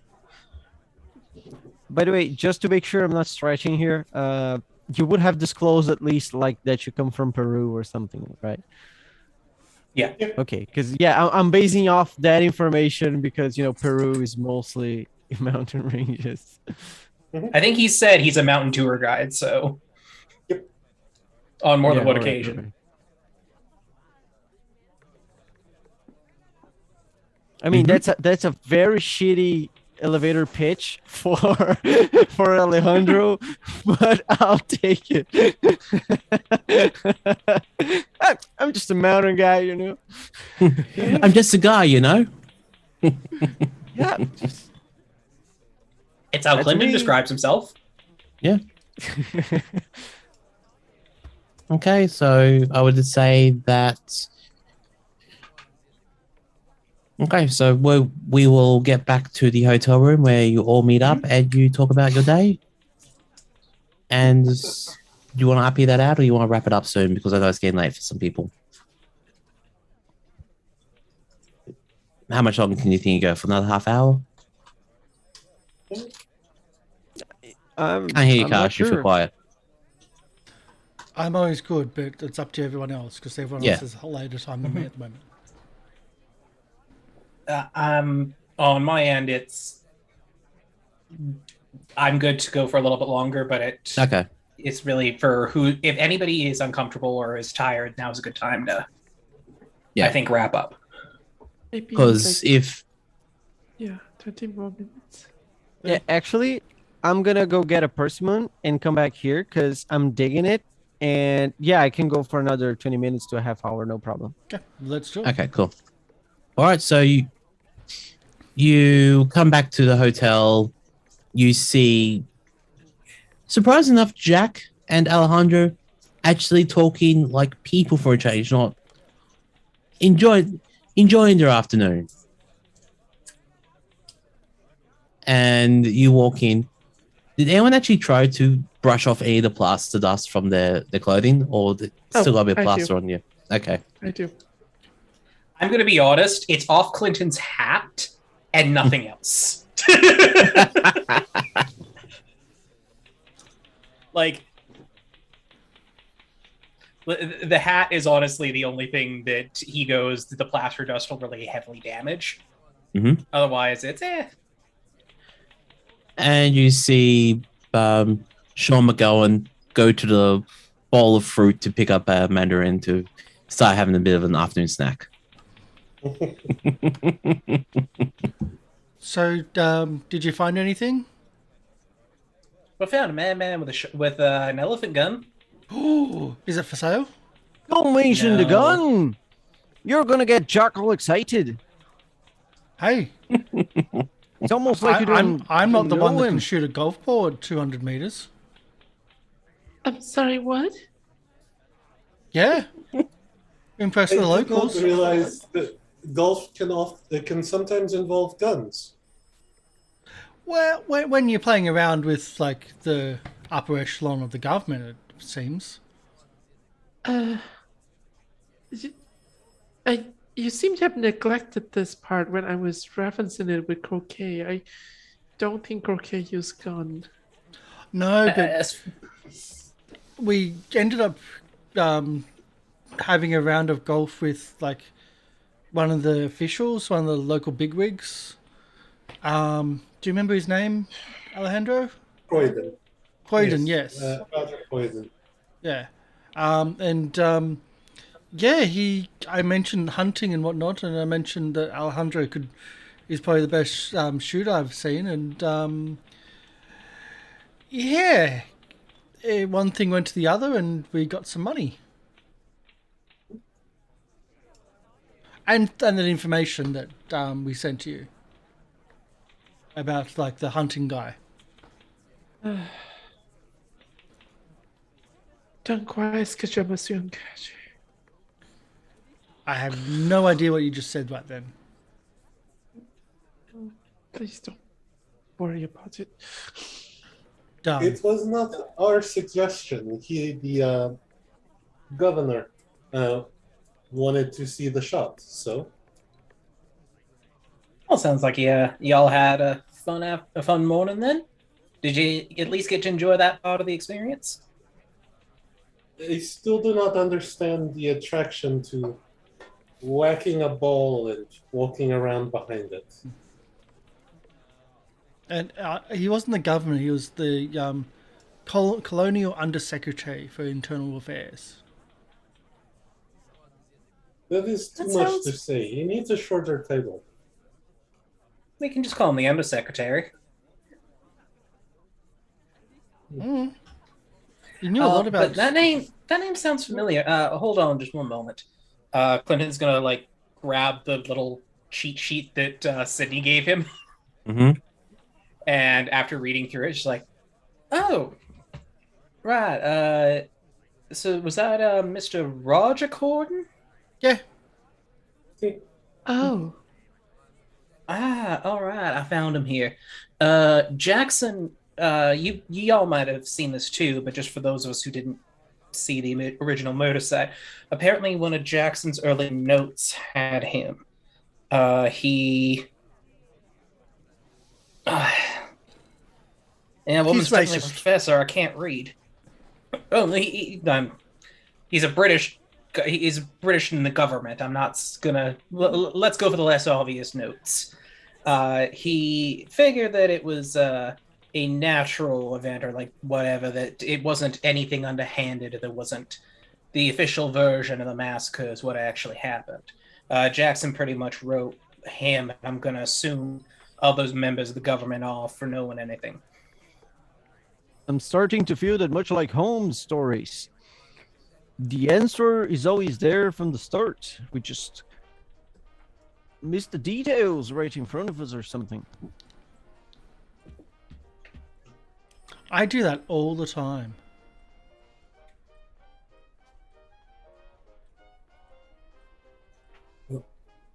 Do you? So I'm told, at least. We were able to confirm information, find some places to go, but did you discover anything about the colonel, his wife and daughter missing, or people disappearing around him? Well, that was a bit about the man with the gun. He had a disagreement with the editor of the newspaper and put a hole in her ceiling.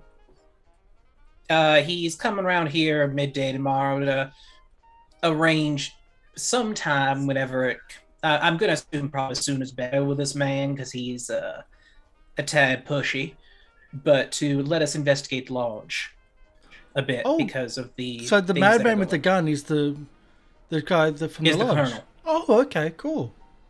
See, we did help out.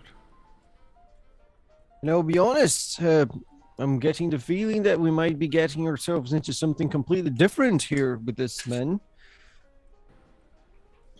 I mean, he carries a gun that he shoots at an office and people disappear near his home or lodge or whatever. Maybe he To can't. be expected. Maybe he's a really bad hunter, and the only thing he can hit is buildings. Could be. Or also, maybe he thinks people disappear in Africa all the time. It does sound like from the newspaper reports that it's been people going missing near the lodge, and he's suspecting some rogue animals. But Also, Rogue animals. That's the oldest talk in the book. perhaps, but also he does have some information as that was the place that did host the Carlyles, I believe. I'm assuming that's why you were at all curious about it. But That was my original intent. Would we be, after we finished asking around here, that we would go to the lodge and stay and snoop around there before we headed on to investigate potentially the murder site or the mountain. Speaking of which, you know mountains, don't you?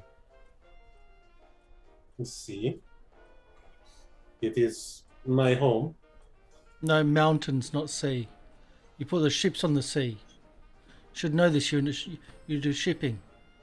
You mistook the meaning, Jack. The point is, we might have to go through a mountain. I'm quite unfamiliar with those, except for perhaps the hues of Ireland, but they're different. They're not like Yes. Mount Kenya. So if we have to go The up a mountain, of the Black Winds, yes. Uh, I expect you to properly suit us.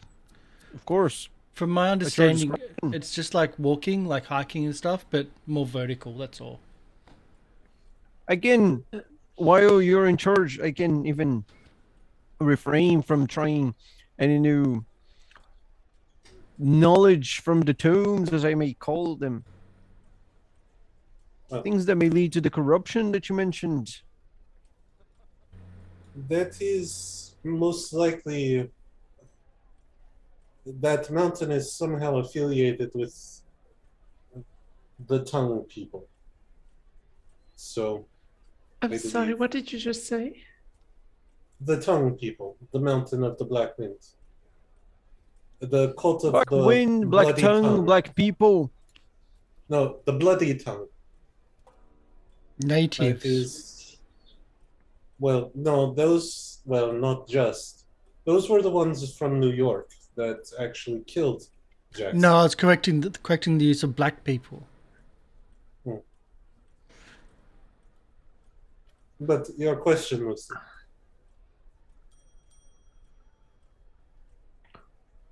Okay. Okay. You're all good?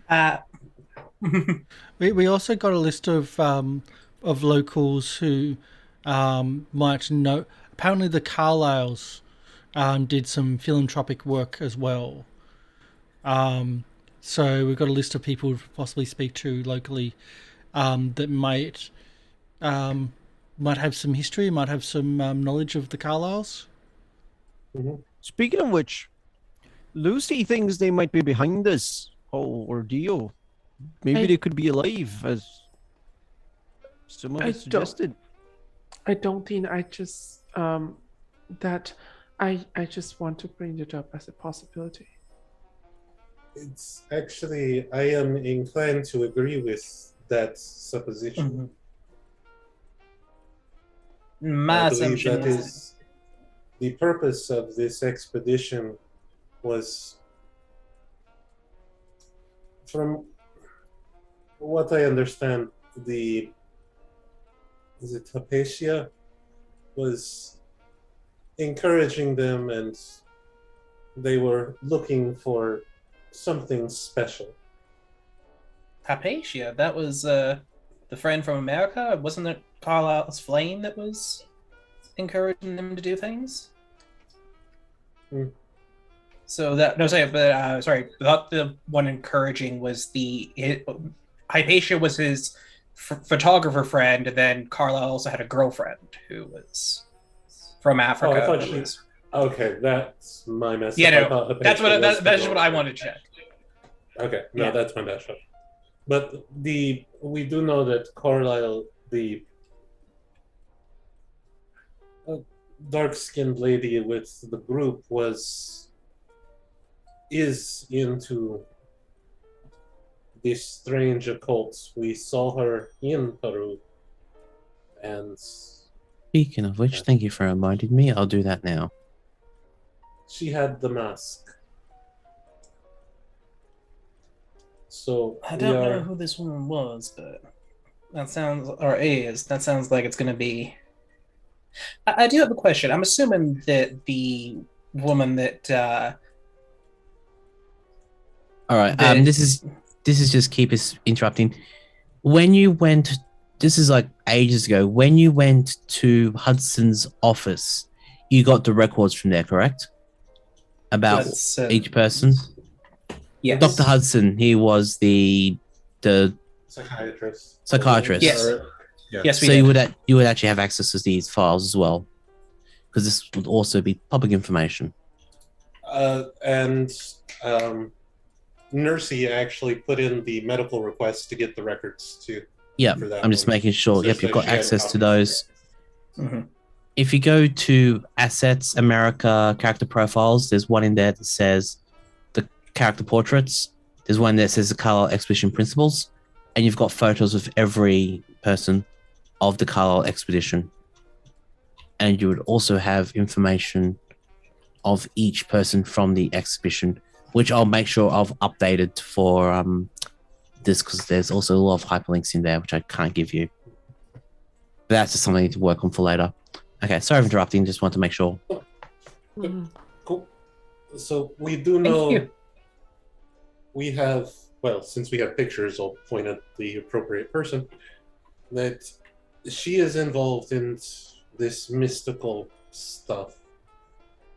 And from some of the early writings of Jackson, it seemed that she was pushing some of this. So Not see- to mention Hmm. that the body that we found was not Caucasians. So,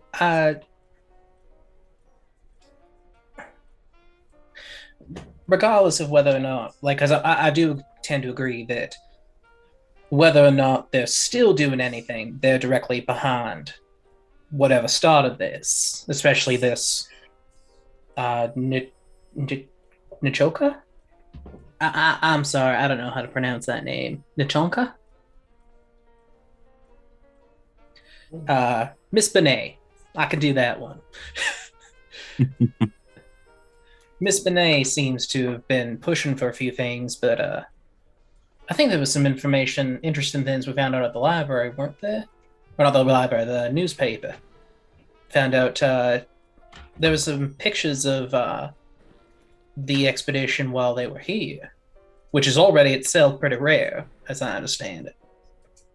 And in accounts that Miss Hypatia was looking rather ill. Pregnant. She shows signs of pregnancy. Oh dear. Probably not the cleanest places to have a child, but there'd be records, wouldn't there?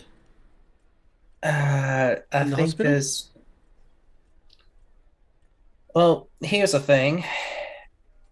If Hypatia is showing evidence of, well, for lack of a better term, being pregnant, one of the corpses should have showed signs of that as well. So, hospital records? Nothing. But we have already stated that their corpses were not in the massacre, so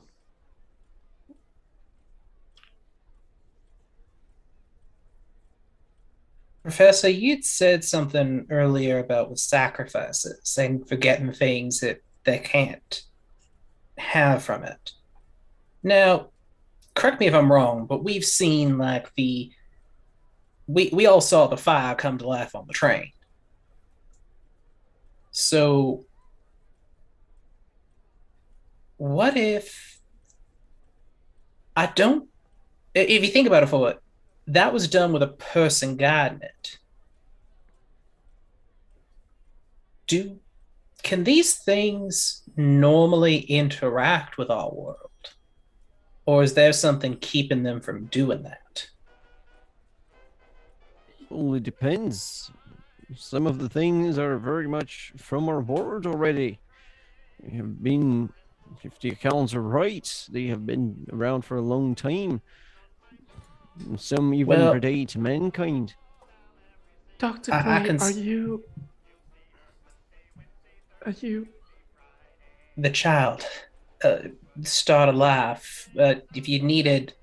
If what you are is something that's not of this plane, that's not of this world, well, what makes you different than a chair? Your soul. That's something otherworldly. If it strikes me as odd that they kept a pregnant lady on this expedition if they were going into something nasty, and I'm wondering if the baby might be at all linked to it. I figure you haven't been around much pregnant women. They're quite strong-willed usually. But I see your point. I haven't seen Nancy pregnant, but she's strong-willed. Sorry, not Nancy, Nursey. Whether I agree with the professor, strong will is one thing. Physically capable of moving, not just your body, but another that's feeding on you, especially during later terms, as it's just simply impossible. Sometimes. I won't say that's impossible, but it's quite difficult, and there not normally in would these need to be a conditions. reason. Yeah, not in these conditions, not through something dangerous, and certainly not enough to survive any harm. So more what I'm saying is that you mentioned about even just the sacrifice in infants, but there are, a good chunk of Europe worships the idea of a woman getting pregnant without a man, that's something that the pregnancy itself was an otherworldly influence. Doctor, are you saying that not only that this baby could be a sacrifice, but that the result of all those bodies could I'm not be saying because of anything. I'm pointing out that every religion seems, I don't know anything about this. I'm saying that from as simple as the baby could be a sacrifice, the baby could be a component to something, I don't know. But or it could be puppies. Well, it is an interesting quandary. At the same token, it gets us no closer. No. No, it doesn't. My apologies. I just had the sinking feeling that we're probably going to find out the answer one way or another. Well, given the cult's predilections for sacrificing and killing people, we're going to come across more bodies. Which bodies doesn't really matter. No, Monsieur Garcia. I'd rather not be mine. It does. Hang on. How old would this baby have been if it grew up? 4 or 5, give or take. How old was the child? Older. Child? If you think about the child thinking of, it was older. The boy that spy on us. No, he perhaps is older. I think we're connecting the dots together where the dots don't exist. I think we need more information. We had an idea that we speak to the locals and to see if we can find some tribal, like Alejandro was suggesting some tribal leaders or whatnot, so we can see their perspective on all their information, because that might be a good way of going. If we suspect cults in the area, there's a local church, like a big church cathedral I think I saw. Like, that might be, if you can speak to someone high up, that someone might know something. I mean, it might be... That is where one of those, the Dr. Horace, the Starlet Man, he was one of the people recommended to speak about. He works at the mission at the church. Is the mission at the church? Either way, but things like I'm that. assuming they're affiliated. Yeah, but we might need to actually do a lot more investigation to find out what's going on. And I think we're just putting dots together, which there might not even be dots at this stage. Yeah, a baby could just be a baby. Yes, it's right now the similarities that I am seeing in Harlem, we had kidnapping and disappearances that the Bloody Tongue was directly related to, and now here in Nairobi, where the cult is supposedly from, we have disappearances and murders, and then there is this, well, I am presuming that the prosecution and slaughter of the Nandi tribesmen was a cover-up. And that is a presumption on my part, but I think it is a safe presumption. And I do not believe that bodies were the Carlyles. And wasn't there a lieutenant or someone we wanted to talk to at the fort? That found is that the person that found the bodies? Selleck, yes. We might actually have to stay there, sounds like. Stay at the fort? Yeah. I mean, like the fortress in town, like as in the... Oh, no, I meant base. the law. No, I meant the law.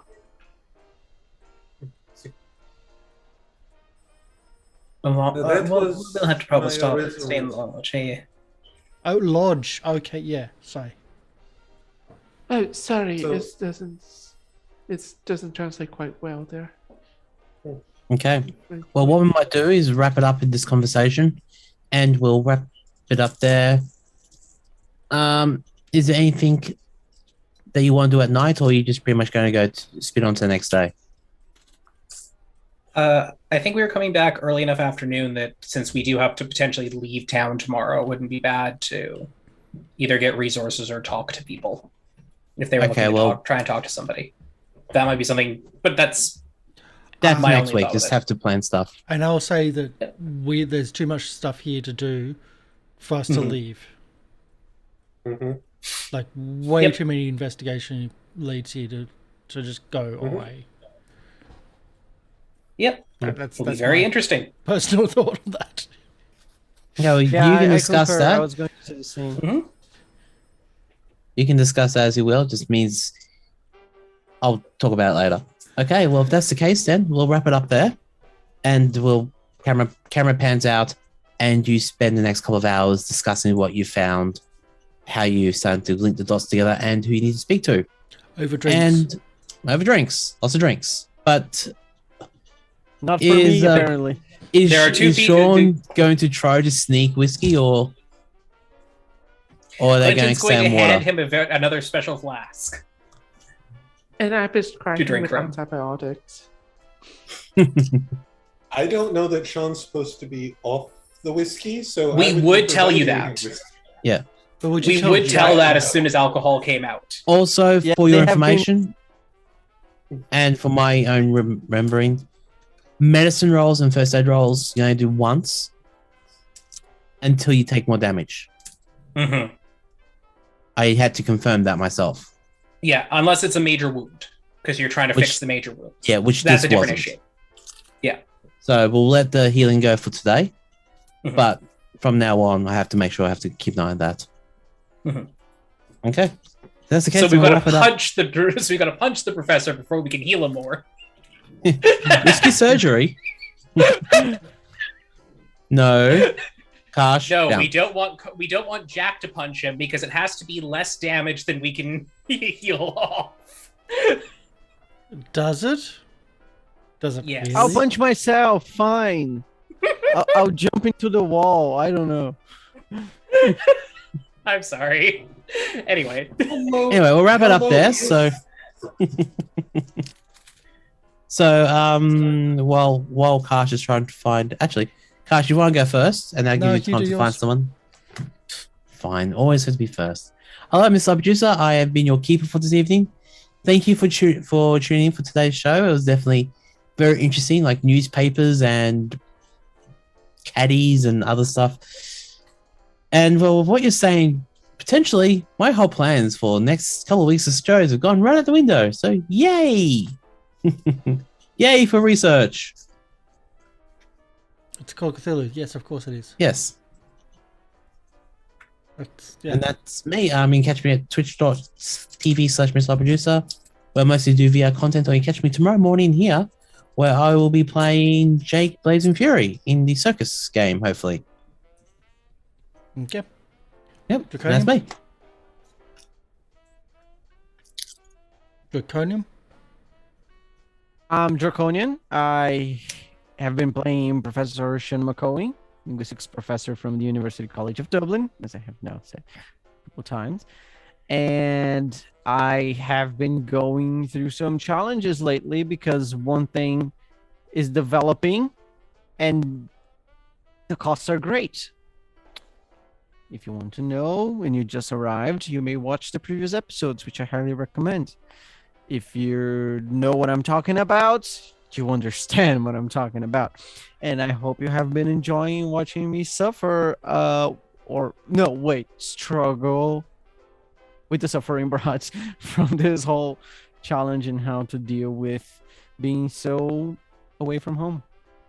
It's quite difficult having, defended your home for so many years. Okay. Gabriela? Good night. My name is Gabriela. Good night. Have good sleep. If it's during the day at your job, take a nap. Sleep is important. Nighty night. Unless you're driving as part of your job and you listen to this as a podcast style. If you're driving, don't watch this. Wait But until listening, you're like, oh, good. As like an Yeah. audio in the background, I'm okay with that. But don't nap while driving. That's what I'm saying. Yeah. And I hope pull we over kept if you you're gonna do that, entertained enough to please. continue driving. Oh, and for those of you who want a sample of how I can put people to sleep, all you have to do is speak so calmly. Everything is fine. Count 1, 2, 3, 4. Those of you who are driving, don't listen to that.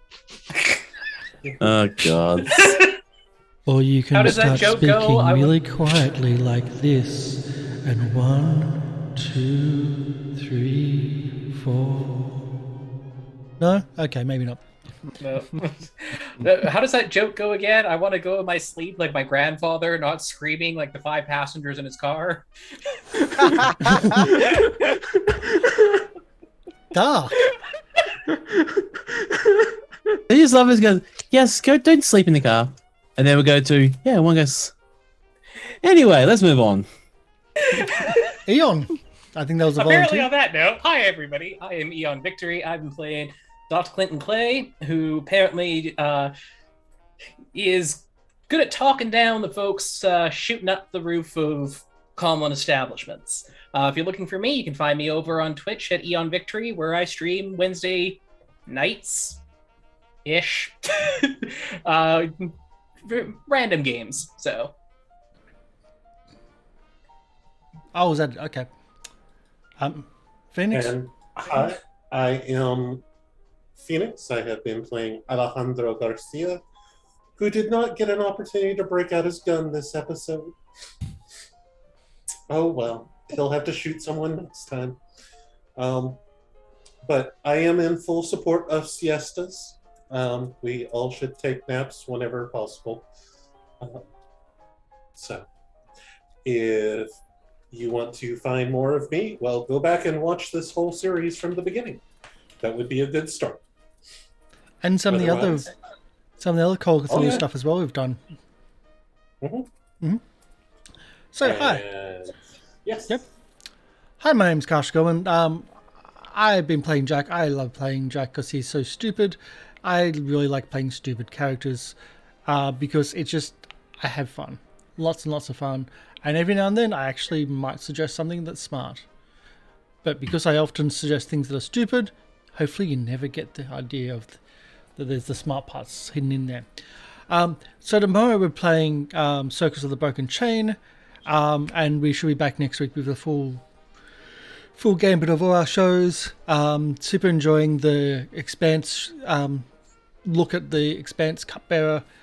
If you haven't seen it, it's on YouTube. We didn't do the second episode of the finale yesterday, but that'll be on next week for that. So if you missed the finale, you haven't, it's next week. The Expanse has been really fun to play. And all the other stuff has been really good fun too, of course. So yeah, that's what's happening. We're going to be raiding Manapot Studios. We've raided them several times before. They're playing Cypher. This is their first episode, so share the love. Our hearts are warm and fresh is our raid message. And yeah, thanks everyone for coming in. And it's been very something. I don't know what it is, but it's very something. Don't forget to like, comment, and subscribe. Hit the bell to get some notification from our channel. Thank you so much. Have a good day. Bye. Bye. Bye. Bye bye.